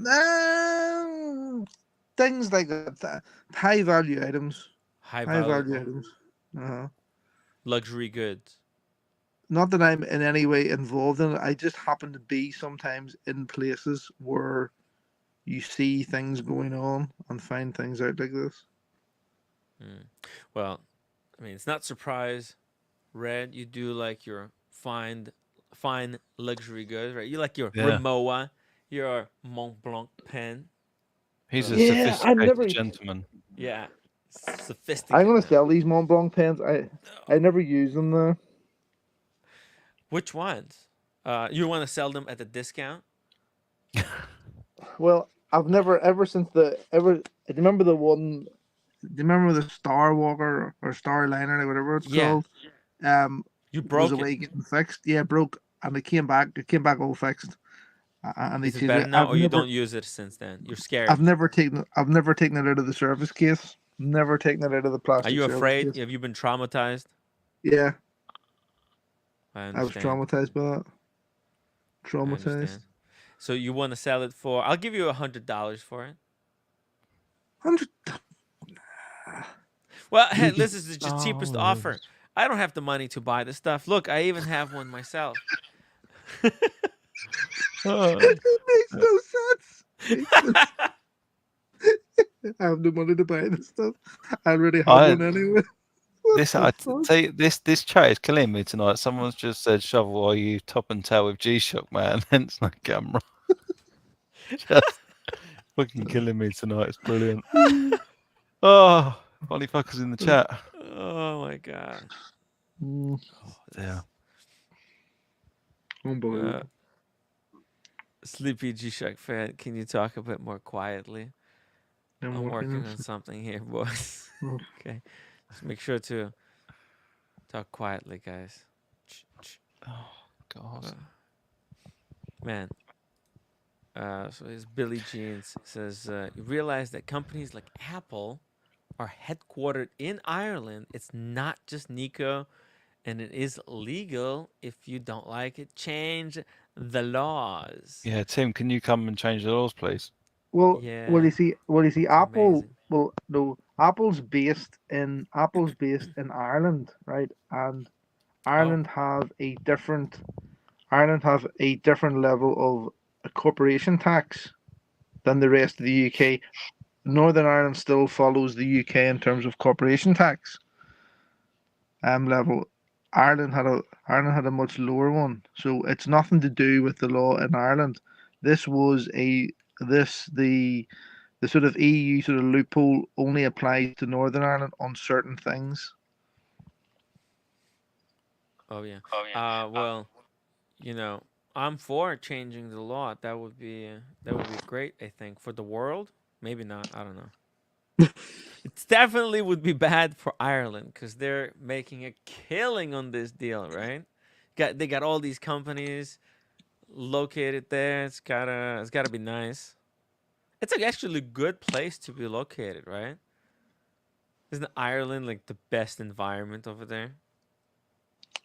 No. No? Yeah? Yeah, right. It's all I don't know. I've never been to Ireland. It's the best place. If you live in Northern Ireland, it's the best place to fly out of if you're going to the States, especially like on a package holiday.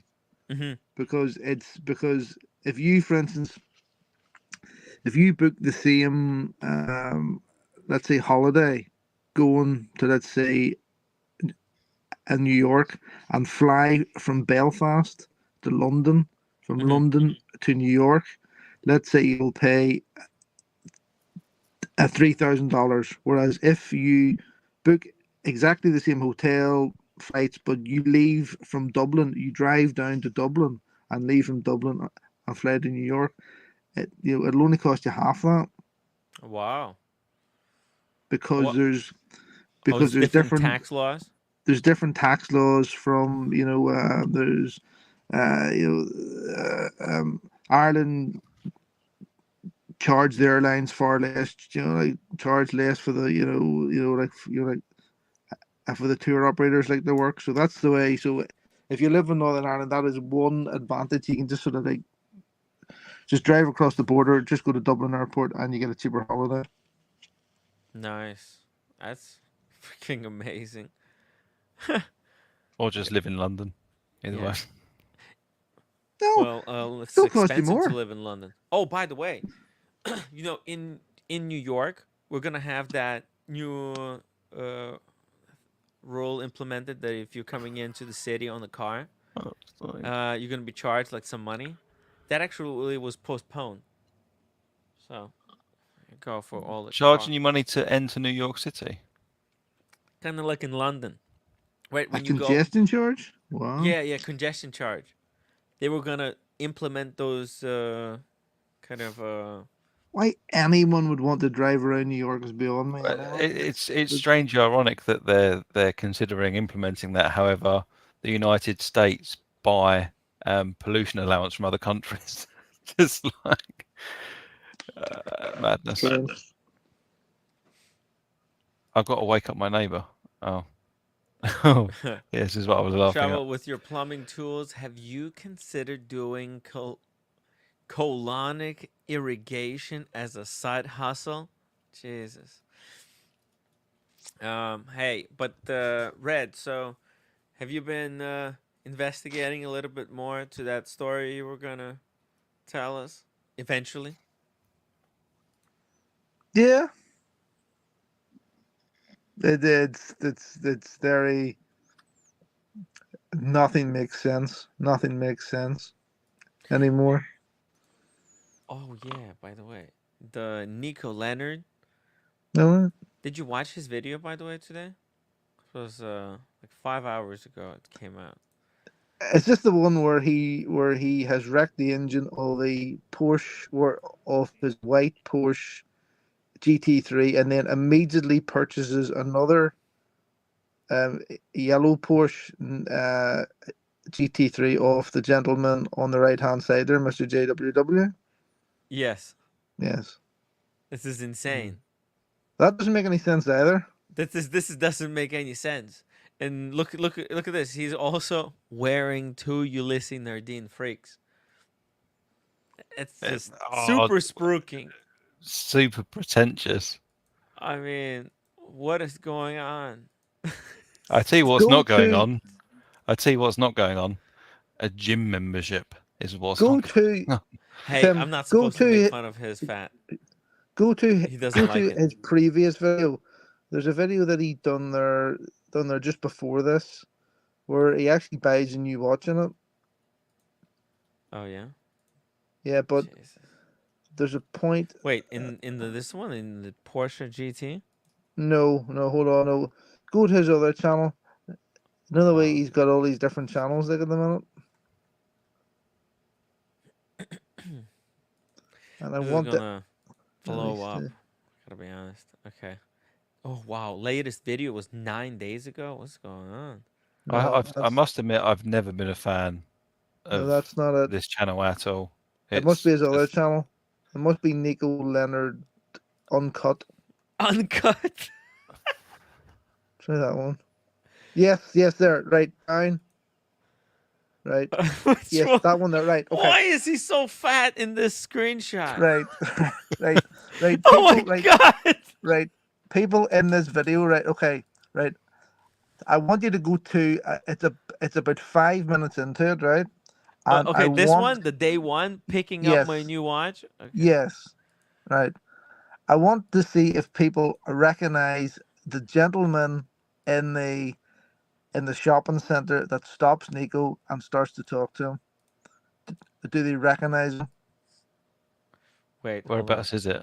Oh, it's got to be here 5 minutes. Somewhere. 5 minutes. Yep. 10 minutes? 5 minutes. 5 minutes. 5 minutes. Okay. Yes. Okay. Here we go. Right here. It's about here. Yep. Let me see. Okay, he's got his man purse, whatever that thing. It's a clutch. It's a man clutch. I think people from the UK will probably more know who this person is. But by the way, I know what his pride flag is with that clutch that he's got there, Louis Vuitton. Oh, it's just. I despise Louis Vuitton, so I'm biased. It looks fabulous on him. Right, let me see. This guy is just... Hold on. So, Red, should I know this person? This is the worst. Okay. Well, no pressure. It's a famous person. A famous person. He really marketed Nico Leonard up for something good. I'm just seeing him walking around. The level of content here. Here. Right. Oh, okay. So, here. This guy recognize him. Who is this? What, that blurry face? No. It's the guy in black. Oh, the guy in black. Yeah. Oh, is that? Let's see here. Is that Greggy boy? No. Who? Oh, no. Okay. It's the guy in black. He sort of comes back in the shot a little bit better here in a second. Just sort of like play the video there for a minute. Okay. Who is this guy? Can you go full screen, Tim? I'm not. Oh, sorry. I don't know if it's just smaller for me. My bad. Thank you. I appreciate that. Okay. Who is that guy? That indescript guy dressed in black. He comes back. He comes back in the shot a little bit here. He's following him. It's like. I just seeing these guys. I'm expecting Thomas the Tank Engine to turn up at any moment. Him there. Huh. Oh, is this David?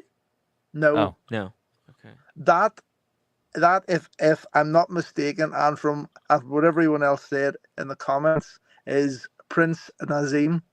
Remember the boxer who has put on a lot of weight, like obviously, but that's him now. Oh, a boxer. Interesting. I heard he was getting sued by a boxer, correct? That's a different boxer. Well, he's a different boxer. That's from. But you know how boxers are. It's all about pride. It's about honor, and this guy is antithesis, right? So what is he? What did he want to talk to him about? Let's listen to this conversation. Let's go back here. Let's go back.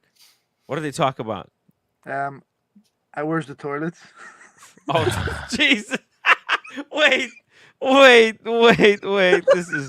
This can't be the worst piece of content ever. Okay, let's listen.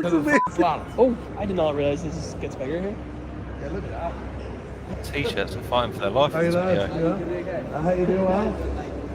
Nice to meet you, mate. Nice one, Chad. Nice one. Thank you, bro. Do you know where the toilets are here, no? Of course, that's Nico's go-to question. Where's the toilet? That's the first thing he asks wherever new location he arrives to. Where's the toilets, guys?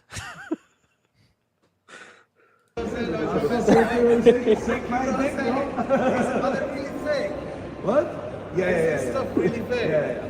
How can you tell just looking at a watch from a distance? Because. How could you tell it's a Patek Philippe from a distance? And then you could cut there. I don't know. Oh, there he goes with the clutch. Nothing wrong with this. Hermes one? Just saying. No. Is this new fashion? Am I missing something? I mean, maybe I'm behind in my style. I think you're behind on burgers, Tim. I think that's what you're behind on, my friend. Is he carrying his wife's purse? Is this what's happening? I mean, what is going on? Go to the beginning of the video of him sitting in the car. That's a shot right there. That's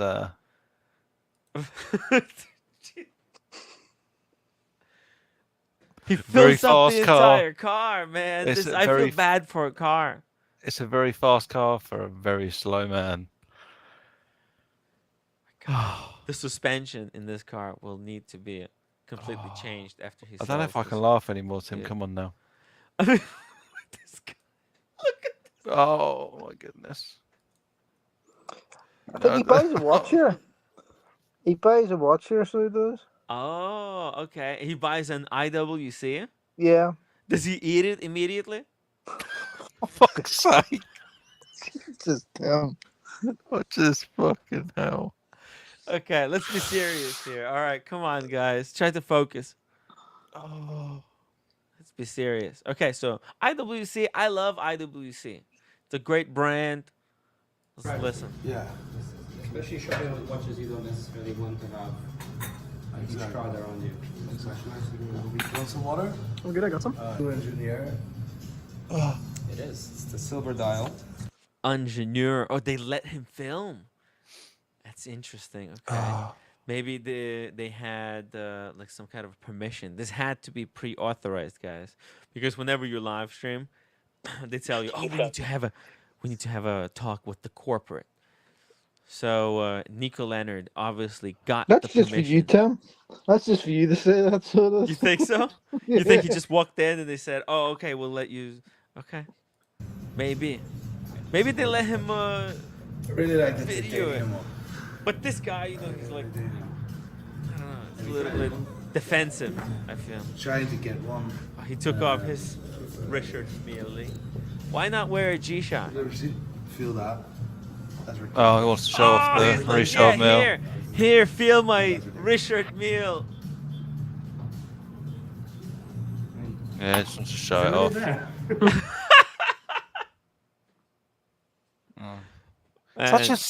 Such a self-serving vlog, isn't it? It's so pretentious. It's unreal. I know, but hey, just try to play along. Try to play along that he's not flexing that Richard Mille. Well, he could have very easily worn a G-Shock. I mean, I don't know if this is this good look for IWC. Are they regretting letting him film? We'll see. Yeah, it's mad, isn't it? Don't you feel worried like, where's my watch? No. But then you realize because of the size of it, it's there. The size of it. The size of it. I guess he has the big model. Anyways, I mean, Red, I don't know. Just don't walk across the street, all right? No. Nope. Is this what he bought? Just ever. Oh, yeah, Red's there just you go. going to be perpetually stuck on one side of the road forever. We'll never hear from him again. Honestly, though, this is a good watch. Like, that's a really nice watch. Like, no, I like the watch. No hate against the watch. This is a really good choice. There's a punchline coming, so just get on with it. Yeah. No, there's no punchline. Actually, I really like that watch. Bullshit. I would get one. No, seriously. This is one of those things. You can't blame the watch. It's not the watch's fault. Right? The watch didn't get to choose the owner, right? It only works one way. You know?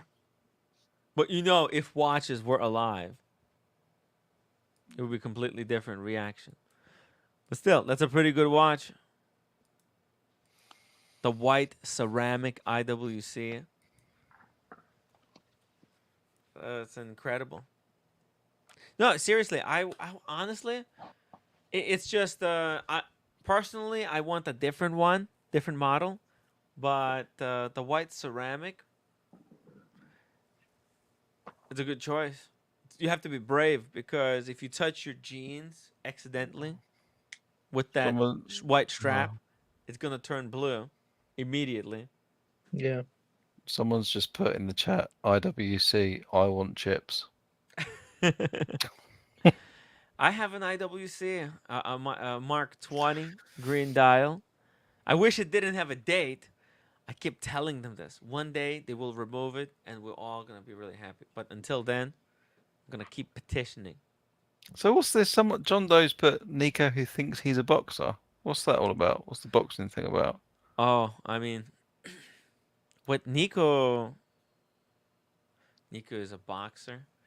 Nico, who thinks he's a boxer. Oh, yeah. Well, look. Yeah, from his fight. He did defend himself from Max Trax NYC. I really wanted Nico to go down. You know what I mean, Red? Yeah, I really thought. I believed in Trax NYC. Yeah. Why is he such a little guy? You were disappointed. Imagine if he he actually had a fight. Big fucking guy. Imagine if if Traxxon YC was like Alex the watchmaker. I would love to see this boxing match. I would love to see that. Nico would be on the floor from Alex the watchmaker. But Nico was struggling that night. That was a tough match. I think that's probably more up for no reason. I think that was more probably a cardiovascular issue than anything else. Nico was actually getting pretty good training because what do you call him, the boxer, there was a professional boxer, that was actually training him, the name of which escapes me, Paddy. Was it the guy that's suing him now, or a different boxer? No, a different boxer. How many boxers does he know? One too many, apparently. Many. Well. Why does he know boxers? Do boxers buy his watches? They're his clients. What's going on? He seems to know quite a lot of sort of local celebrities and sort of sports people, and that seems to be a bit of a modus operandi. I don't get it. But he would have only had to pay this guy to train him, right? How is he in these boxing circles? Well, he's not a boxer. He boxed once in his life against Traxxon YC. And I think he had to do it because he's friends with so many boxers. And if he wasn't going to box, these guys would lose like all respect for him. So he had to. This is like one sport that he couldn't renege on. Even though he tried. He said, I'm not gonna box you, Trax. He was crying about it. I can't deal with these comments tonight. I can't deal with it. Box meals. Did Nico seriously not identify the price? The price, that's who has said will come back and fight for his homeland. Yeah, that's right. The guy who's... John Doe in the chat. Yeah, Paddy Barnes. That's who I couldn't remember. Yeah, Paddy Barnes was the guy who was doing the Nico training. And Paddy Barnes was a good boxer. Why was he training Nico? But money. He's a friend of Nico's. He's a friend of Nico's. Just because, and he's paying him. Friend? What does Nico have to do with Paddy Barnes? Did he sell him a watch? He might have. Wow. This is incredible. Tim, you've got to start putting up some of these comments, man. I mean, this is... Tim and Red, what's the info you're hiding from us? We're not hiding anything. I was thinking more Davey's comment, but yeah. Oh, Davey, let's pull up. What weight did he box at? Planet weight. I can't tonight. This is mad. It's incredible. It is really. Apparently, Nico used to play football professionally. Really? And then he became the ball instead. Maybe he was a professional ball.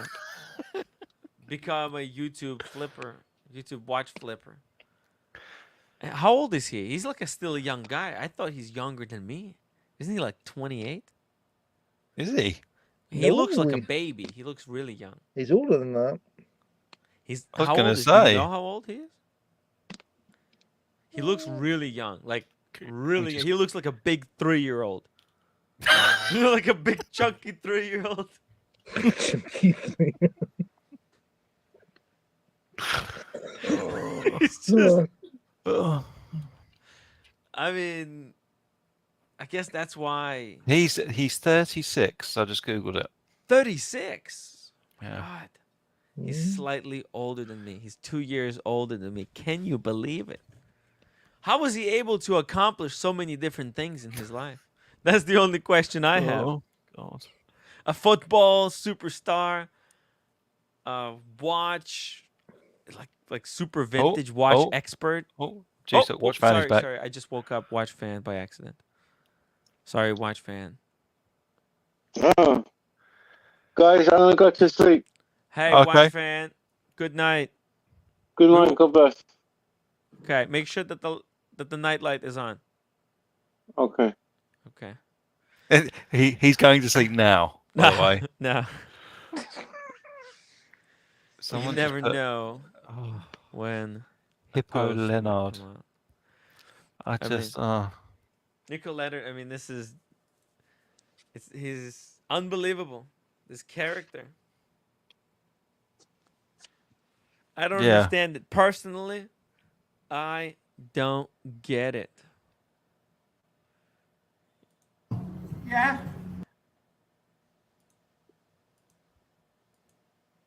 The man bag. Oh, I don't get those things. I don't understand when it became acceptable to carry around like a little man bag. Like when I was younger, definitely missed a couple of episodes. It's not. It's like it's all cool now. It's not though, is it? I don't know. Those things. When I see one of those, when I see a man carrying that Louis Vuitton thing in public, I just think, what a pretentious douchebag. But what have you even got in there? Why? You've got pockets. This is interesting turn of events, Django, because to me.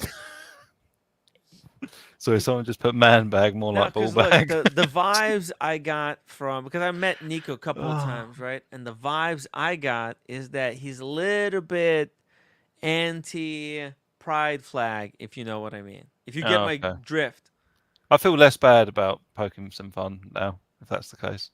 And so seeing him with the man clutch, it's very ironic.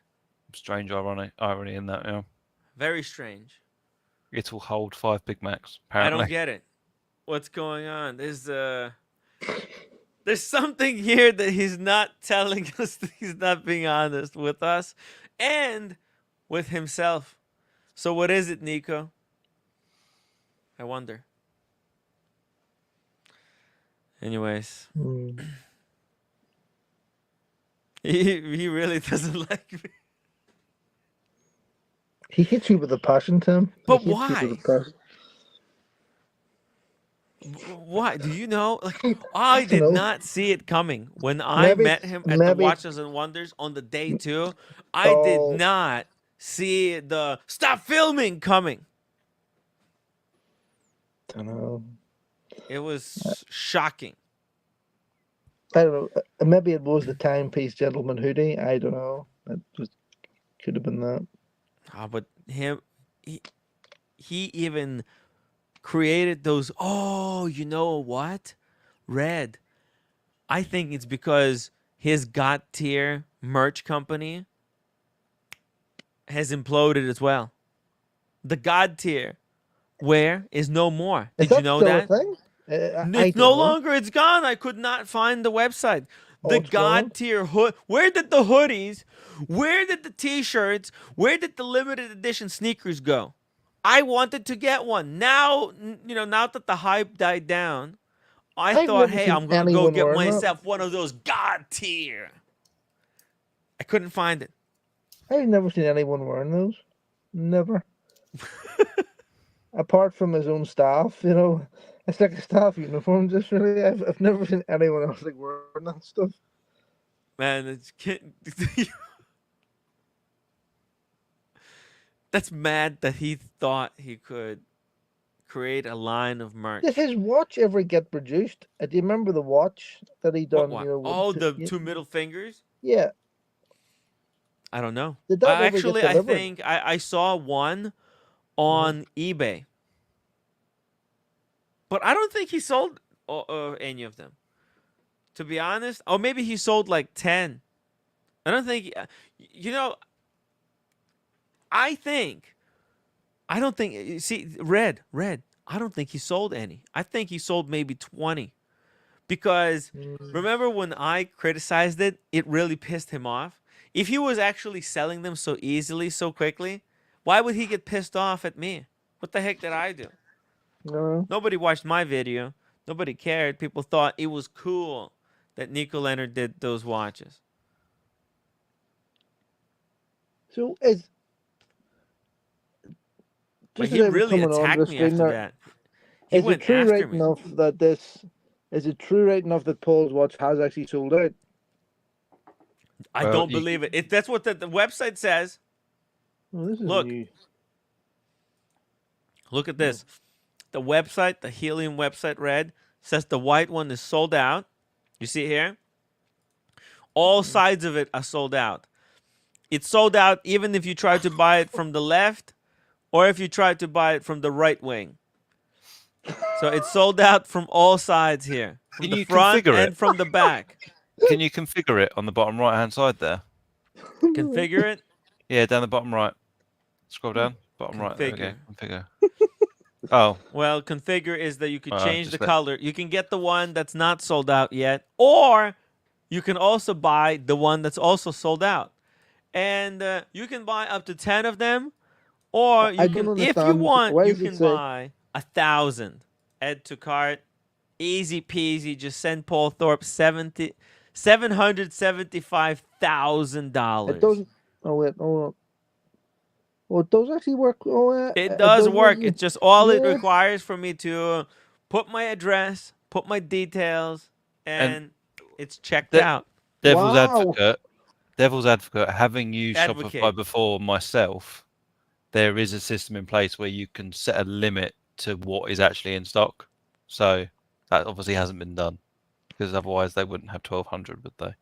Someone did not, do the website correctly, because they said these were limited to 100 pieces each. And so if people are buying these watches already, then they're not getting the limitedness that they were promised. These people were promised or told or whatever that these are limited to 100 pieces, and you have to buy now before it's too late. You have to buy now.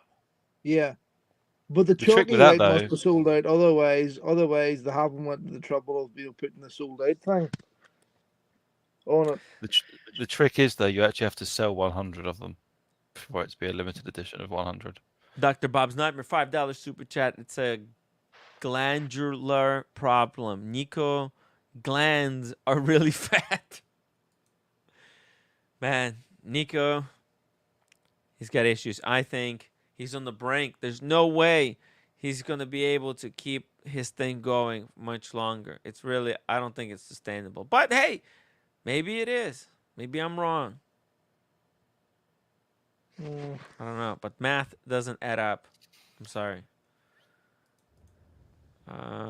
Yeah, but anyways, this Paul Thorpe thing, it's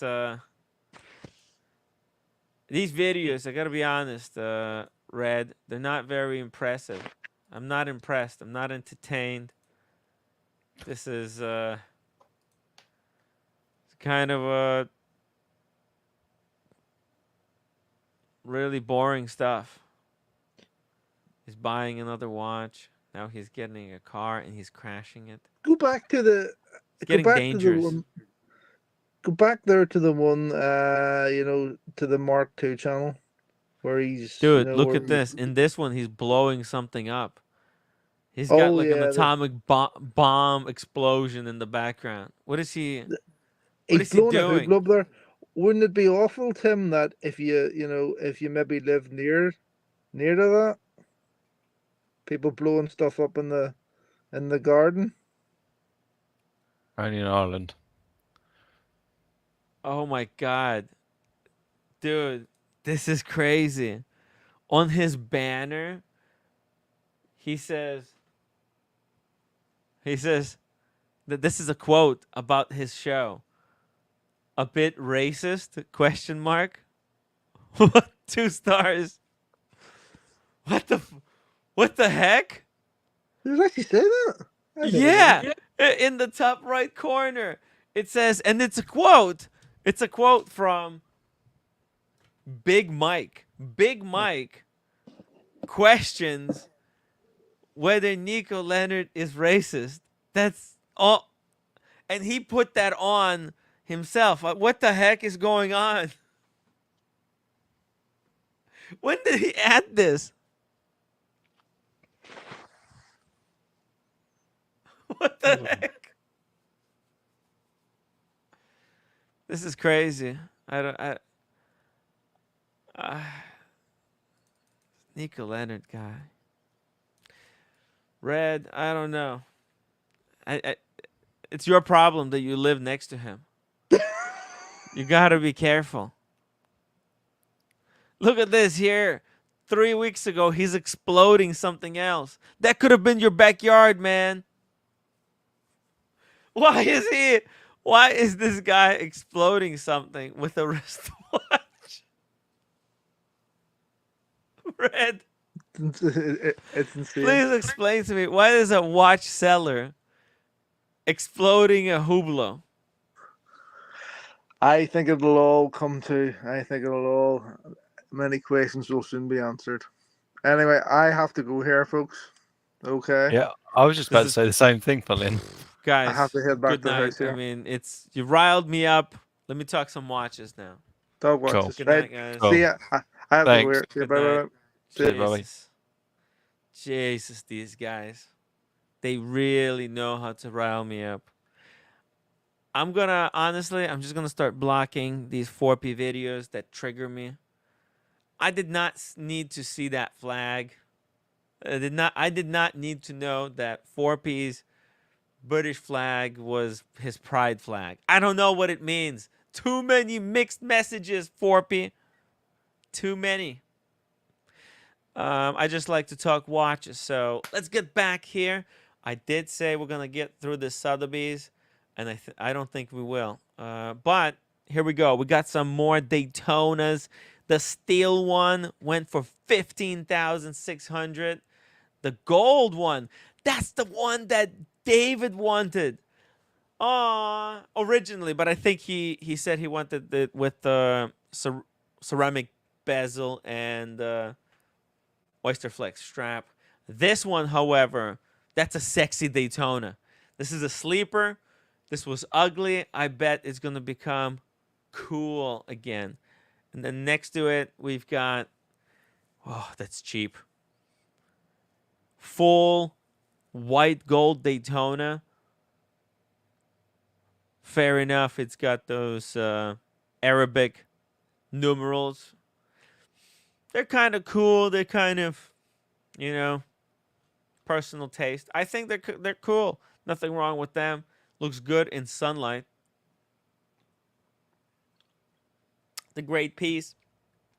Full gold under 30,000. The watch market is starting to get really, really back to the way it was. Then we got more steel Daytonas. Another steel Daytona. This one is the Patrizzi dial. Holy fuck. The Patrizzi dial. It's the hype. The hype of the vintage watches. The Patrizzi dial is the one where the subdials browned into this nice chocolatey color. Woo! That's a sexy looking Daytona. But it's way too expensive. Who has that kind of money? $26,400. It is beautiful though. A work of art. If you ever wanted a Daytona, a one and done, this is a good way to go. 26,000. I would take this over the Panda Daytona. If I was told, Timmy, 26,000, what do you get? The Panda Daytona or the Patrizzi? Let's go with that Patrizzi. It's a great piece. I think it can outlive me, so it's all you need on the wrist, technically speaking, one watch. Oh, by the way, if anybody wants to talk watches, the link is in the chat. Let's keep this show going. We got some day dates that sold. They were very unique, but they didn't go for much. Here we go. 16018. Oh, that's a date just. Oh, it's a date just with that wood dial and shark mesh bracelet. 24,000. It's cheap, not an investment, definitely. A green dial day date. Okay, that's a sharp looking dial. 42,000. Okay, that's a fair enough. That's a beautiful. Oh my God, that's a beautiful green. Nothing wrong with that. It's a great piece. Full green. Sexy watch. 42,000. Okay, old money is playing the game now. Here we go. Okay, the oyster quartz day-date, the pyramid. By the way, I've been looking at pyramids lately. That's crazy. You know that?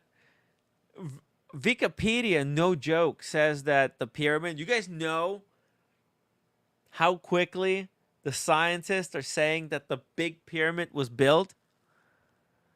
Put in the chat how quickly you think the pyramid was built. That big one, right? That big, the fucking big one. Because I was surprised. I was like, what the hell? Kind of seems quick. So anyways, if you're a fan of a pyramid, or if you're a pyramid, what's it called? Conspiracy theorist. The Great Watch for a Pyramid Conspiracy Theorist. What a piece. JMB says 30 years. What? It's an interesting guess. Any more guesses? I thought we'll get a few more guesses, but I guess we can't get any more. That's cool. No problem. It's pretty close. JMB, that's pretty close. It's actually 27 years. Yeah. 27 years. It's really fast. It's 'cause the pyramid, I mean, that looks pretty, looks like a big thing. Let me see. Pyramid. Okay, let's see it. If I can find the picture real quick. I mean, it's a big place. Okay. There's no good images. God damn it. Of course. It's all AI images. Maybe it doesn't even exist anymore, according to Wikipedia. What the hell?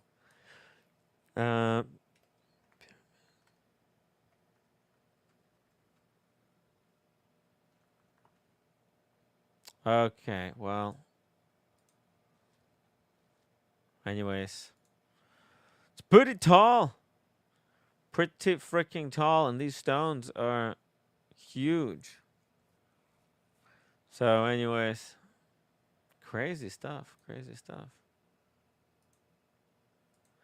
Great watch if you're the believer in the conspiracy theories. Pyramid of Giza. Considering the average life expectancy was 22 years. Yeah. It says, it is impossible to make that pyramid now. Imagine back then. Why is it? It's crazy, right? Like, it's impossible. Is it really impossible to make it nowadays? How could it be? How could it be? Crazy stuff. APIZ Tim, what's this news?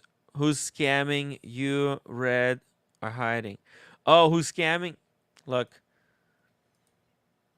I need some approval from some people. Gotta need to talk. I can't just go public, but I'm closing in. Okay, just give me some time. I do need to talk to some people, because I was in Paris and then I came back. And only now we're getting back into the swing of things. Anyways, let's keep going here. Look at this. This is some crazy stuff. The day date. Okay, the day date with the pave dial sold for 46, but then the left hand didn't sell even for the minimum price. And then it's followed by the 6239. And the 6263 Daytonas didn't even break the minimum estimate asking price. That's really bad for the market. Okay, but the Tiffany Lemon, whoa, this one sold for $216,000. That's fucking crazy. Okay. I see how it is. Wow. That's a beautiful piece.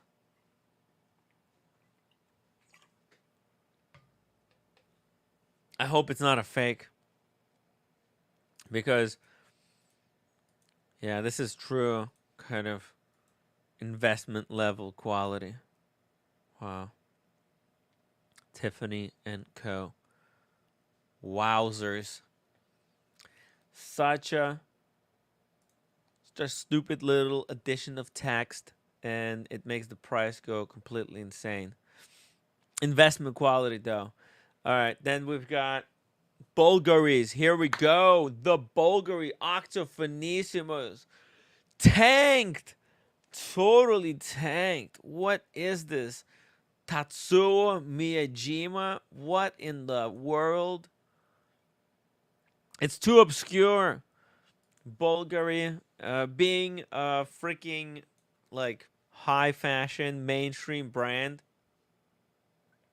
they went a little bit too obscure with this edition. That's why, I mean, 9,600. It's kind of retail. With the 8 on the dial, it's a lucky 8 at least. So it is kind of appealing to the Asian culture, I guess. The 8. Hey, you know, you got the 8 on the dial. It's lucky 8. JMB says, conspiracy, ask any architect or engineer. They will say basically similar answer. How the heck did they keep putting into Wikipedia that it was built in 27 years? How the F is it possible? JMB. If they're... It's mad. It's mad. It's an impossible to build structure. What the hell? Did they have some kind of technology that we lost forever? Imagine if there's some kind of a basic tool that the humanity forgot and we really need it to move on to the next step. That could be messed up. What could it be?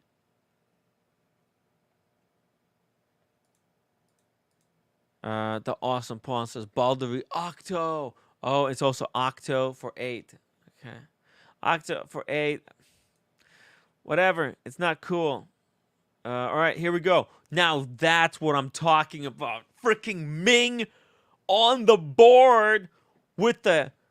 This is a great news for Ming. Collab with the Messina Lab, selling for 9,600. This watch actually went really wrong because there was so many people speculating to buy this watch to then flip it that it crashed the website.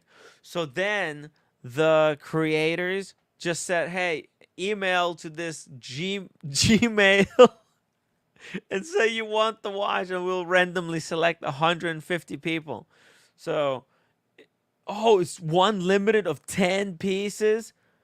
Holy shit. That's even more rare than the regular rare. DLC coated stainless steel. Sexy. I like this one, guys. I don't know. If you're a hater of Ming, okay, don't know what to tell you, but I think it's pretty nice. It's not 8,000 nice. It's madness in the price, but it's kind of a decent looking watch. It's decent if you can get it for like 3,000 or maybe less, 1,500. Let's be real. It's not that. I mean, it's pretty cool. I like it. DLC, nice engraving on the back. Nice watch. Ming, let's go, Ming. Ming is doing well. When the watch market is dead, the Ming is still performing. All right, we got, holy crap, this is one of the most beautiful Lange watches for 16,800. Beautiful. So it's one of those rectangular cases, but it still has a date. What a beautiful watch. Oh my God. Total steal. Steal on Sotheby's. 16,800. My God, this is better than Calatrava. I'll take this bet over 5196. I mean, at a regular price, because 5196 is still like 30,000.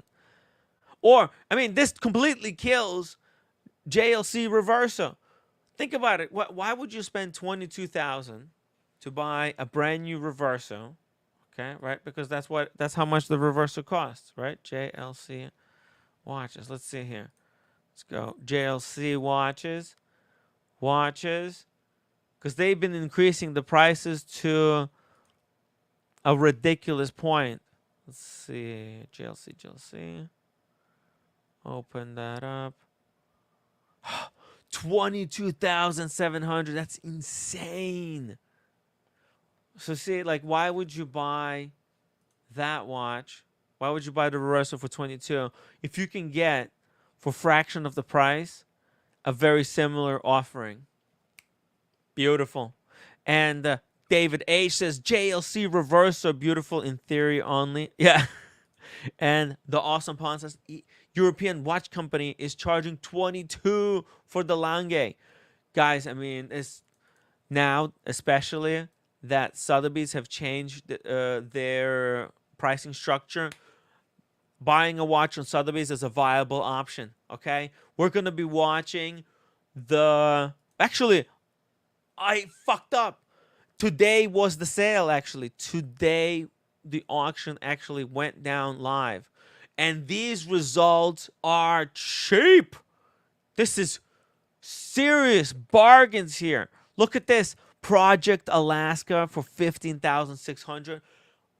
I think one of the latest, greatest collectible investment watches. This is still from the good old era of Omega, when Omega name meant something. Now they're just copying Rolex. This two-tone Speedmaster 3861 is embarrassment. This, however, 15.6, great piece. I love it. I really like it. Look at this. Project Alaska comes with that outer shell for actually making it like super cold proof. Whatever kind of technology is this? I don't think it actually functions. Come on, it feels a little bit gimmicky, but okay, I'll buy the fantasy. It's a cool piece. I think it went undervalued. These were extremely collectible, and I think if collectors really care, this is gonna go for more. And then this is just beheading of an AP. This is cruel to see. 16.8 for a Code 1159. I actually love this watch. The Humble Pine has this Code 1159. He bought it at retail. He loves this piece. Nothing wrong with this piece. I think it's underrated. 16.8. Fuck. If I had money, I would buy this. This watch easily worth 19,000. 19K. I would have, like, if I had 30K sitting in the bank, I would be bidding this up. What a great piece. What a great piece. Whoa. And David H has this watch as well. Congratulations, man. It's such a nice watch. It's total. This is a true non-hype watch. What a cheap pickup. You really have to see this watch in person to understand how amazing it is. And if there's another one on Sotheby's auction next week, that could be a great pickup for somebody. If you really appreciate, because it's the same freaking movement. Think about it.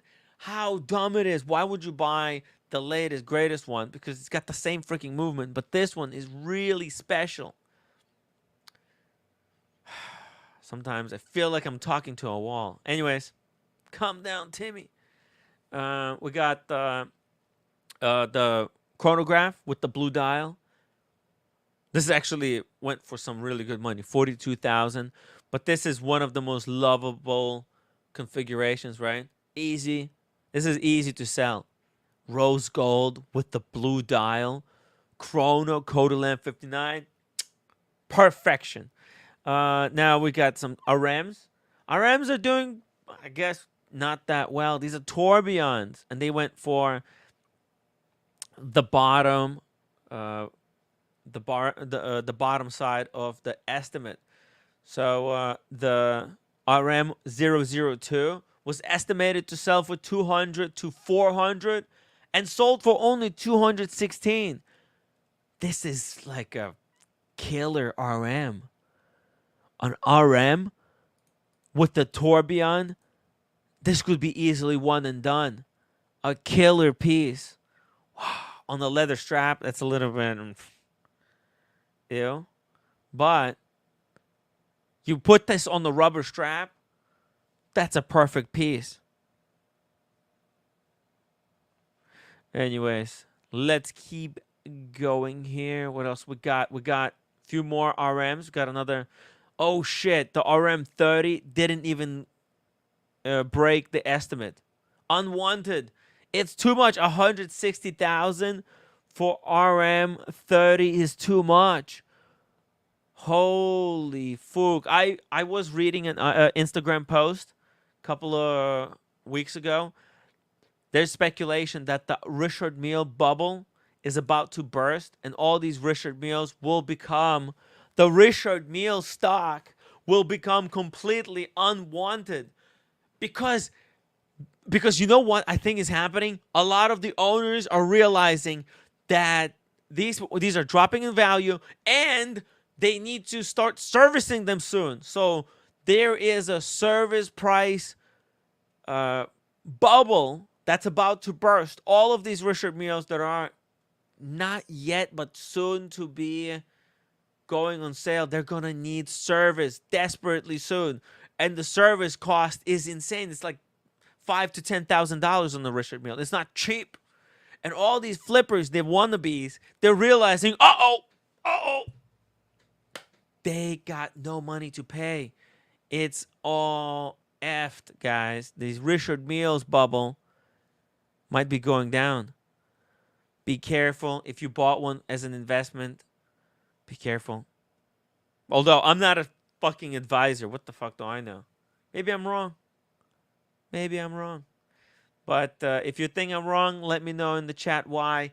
I think this is all good for the collectors. This is good news for the collectors. Especially if you get one and then get it serviced for free. We'll see. Whoa, this is, I didn't want to see this. 5167. This is my dream watch. I just want this and that's it. You know, that's all. I think if I actually get this at retail, I'm going to retire from the hobby. I think I'm just going to sell, consolidate, and just enjoy life. I'm not going to lie, a couple of days ago when we went to the Met, we stopped by on the way home at the AD. It's no good, guys. It's very hard.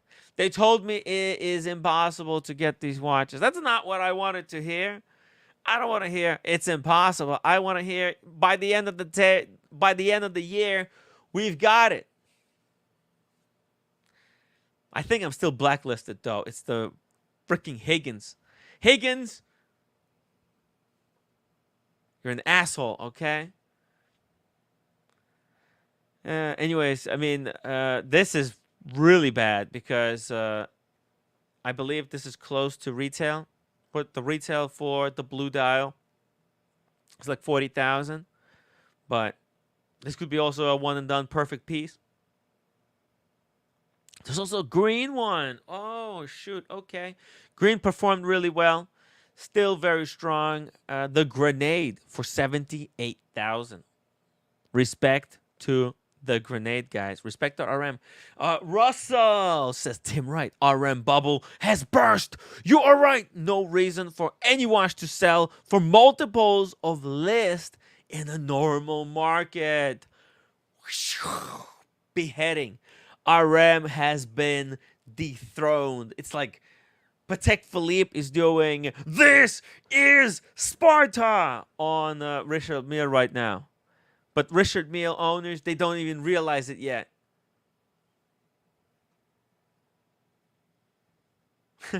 Patek is freaking doing well. I thought they're gonna release the freaking Cubitus. Where's the Cubitus? They duped us. They said they're gonna release a new model, and then they realized, you know what? We don't have to. Aquanaut and Nautilus is still in demand. Psh, we don't need it.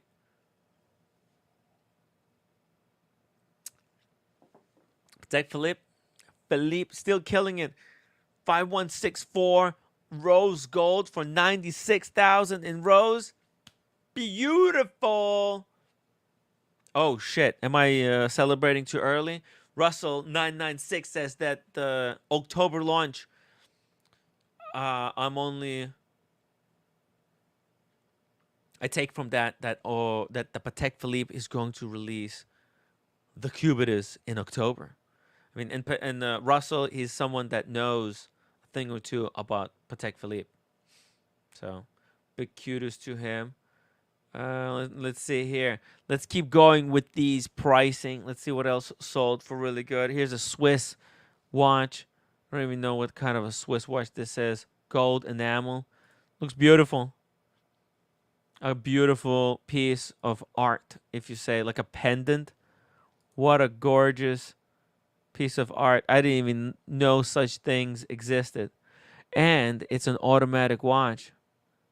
Holy crap.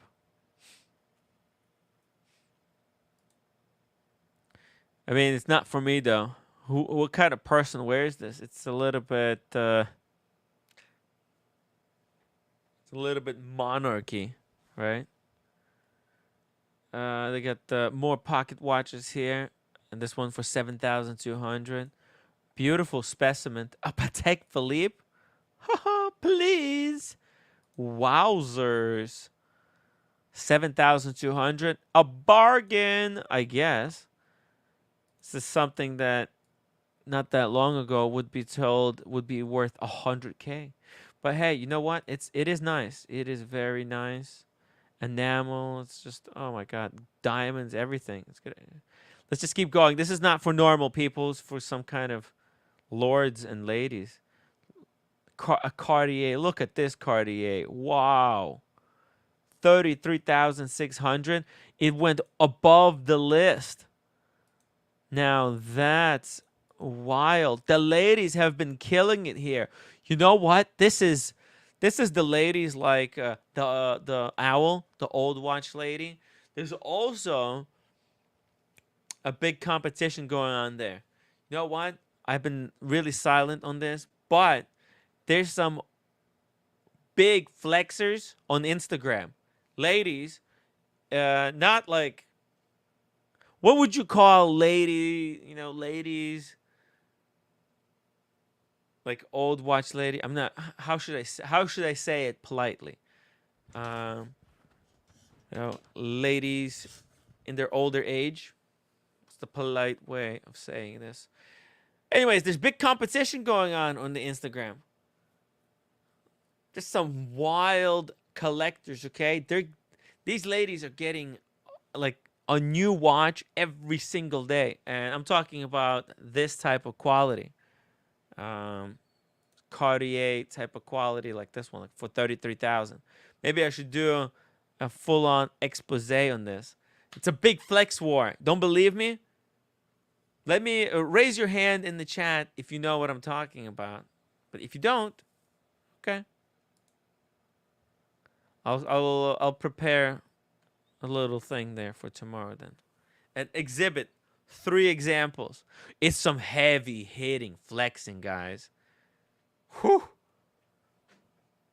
I couldn't, every day I wake up and I go, whoa. It's too much for me sometimes.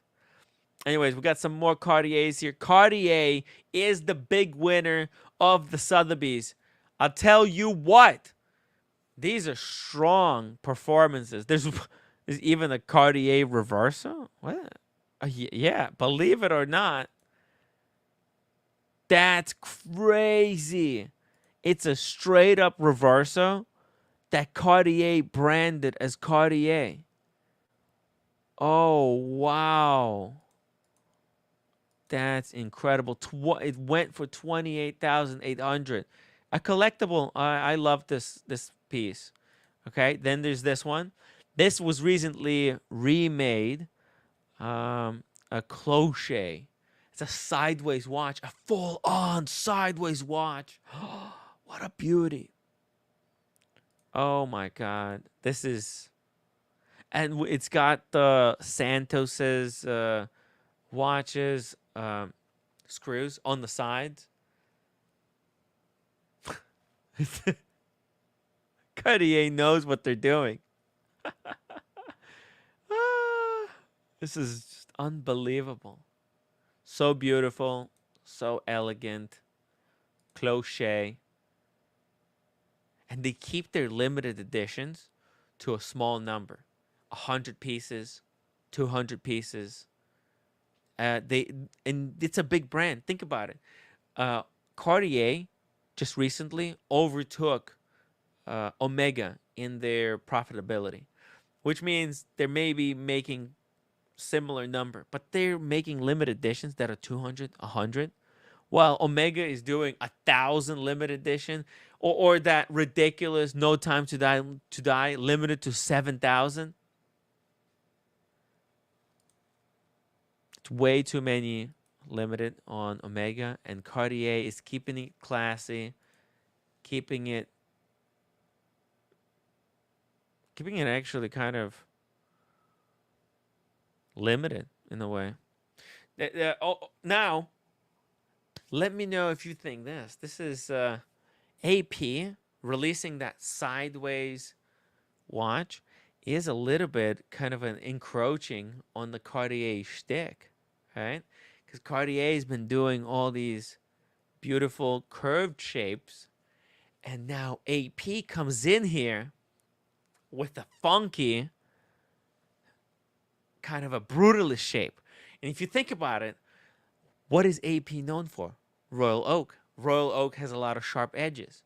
Is AP now going to start making a lot of these different watches that have these crazy shapes, but they're all going to have sharp corners? And then Cartier is going to have all the curved corners, the Cartier Crash, the Cartier Cloche, the Benoit. This is some interesting dynamics that are happening here. Okay, I'm getting too excited in what I'm seeing is happening in the watch space. Look at that. I mean, elegance on the wrist. Sideways watch.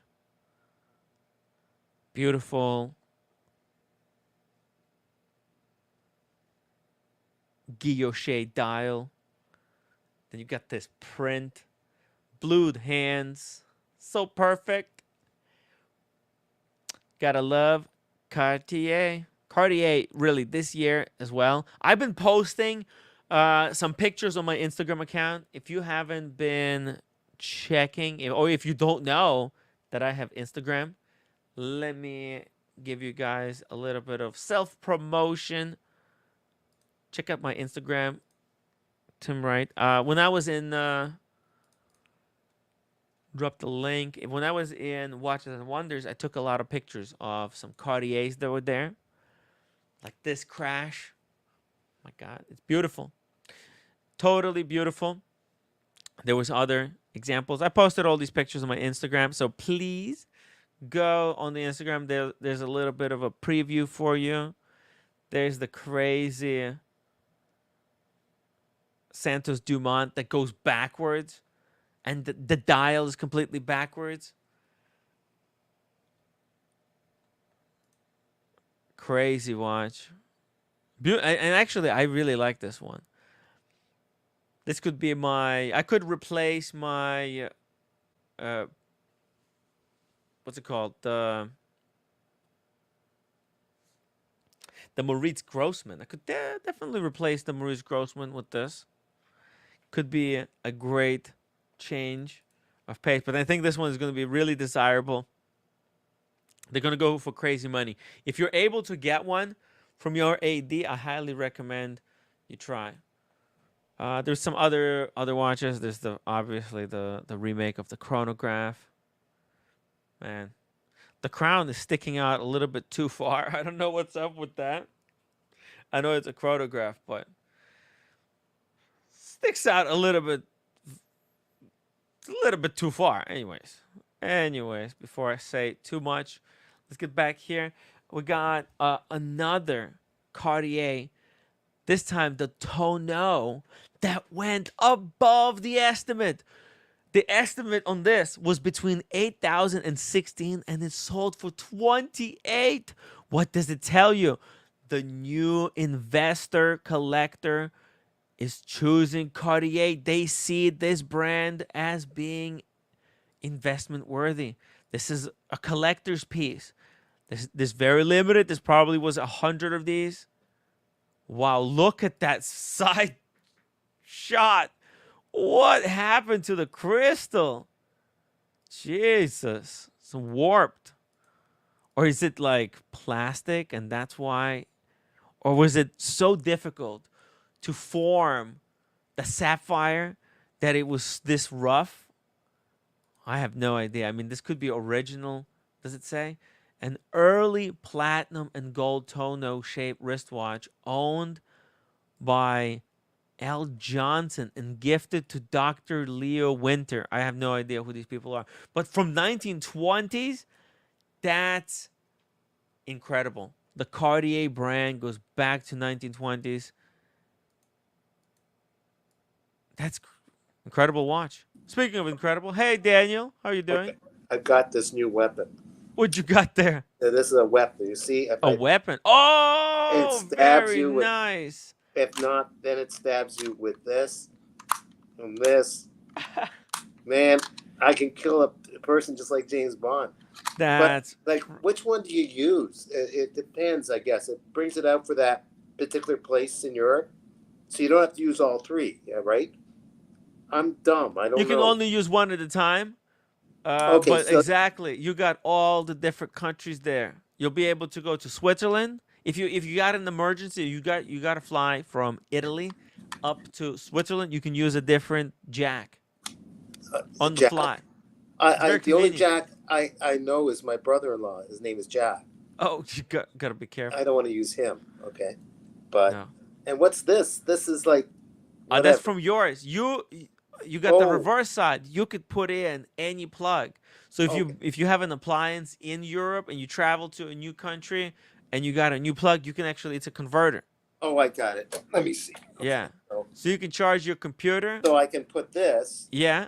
Into this side. Exactly. And you can charge your laptop, for example. And then I can plug this into your nose. No, don't plug it in the nose. Okay. You gotta put it somewhere where you got the electricity. And then there's this other weapon. Oh, nice. Now we're talking. That's what you suggested. I got Oshin was live earlier today. Yeah. And I was talking with him. He said he's going to go to PT Uomo. Yeah. And he's going to dress up. And he was pissed off. He said it's going to be really hot. Yeah. You're going to have to be very careful with the stuff you wear. He said he wanted to go to the winter one. But, hey, you're going to be there? Look. I sweat in what I'm wearing and throw it into the dry cleaners when I get home. YOLO, right? I got 3 sets. I'll pick 2 of the 3 sets I'm bringing, a suit and then a blazer combination.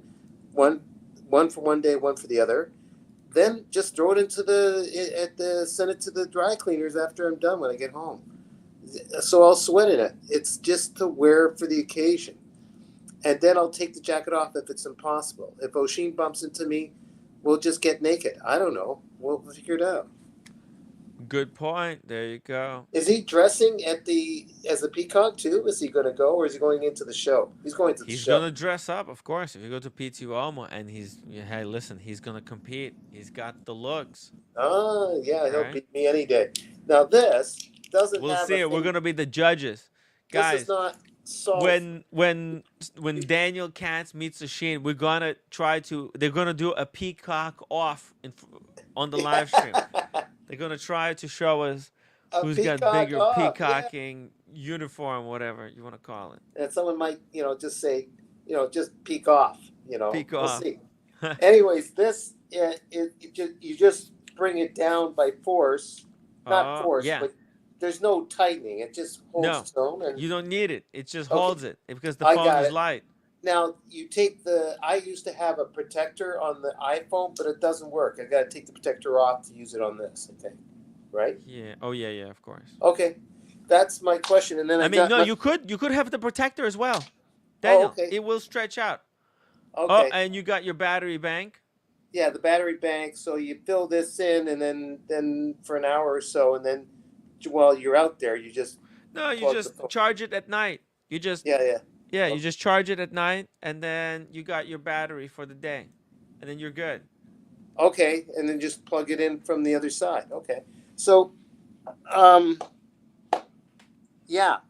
So Tim, thanks, listeners, for being patient with the lesson that Tim just gave me. It's gonna be interesting to see. Yeah. We're gonna be at the PT Womo. Yeah, PT Womo. Yeah. So, what did I interrupt, by the way? No. You didn't interrupt. Oh, I was going through the results of the Sotheby's auction. There's some very surprising results. The Rolexes are going down. The Daytonas went down very significantly, while very tough to get, very unique Cartiers are exploding in price. Oh, the Cartiers are exploding price? Okay. Yep.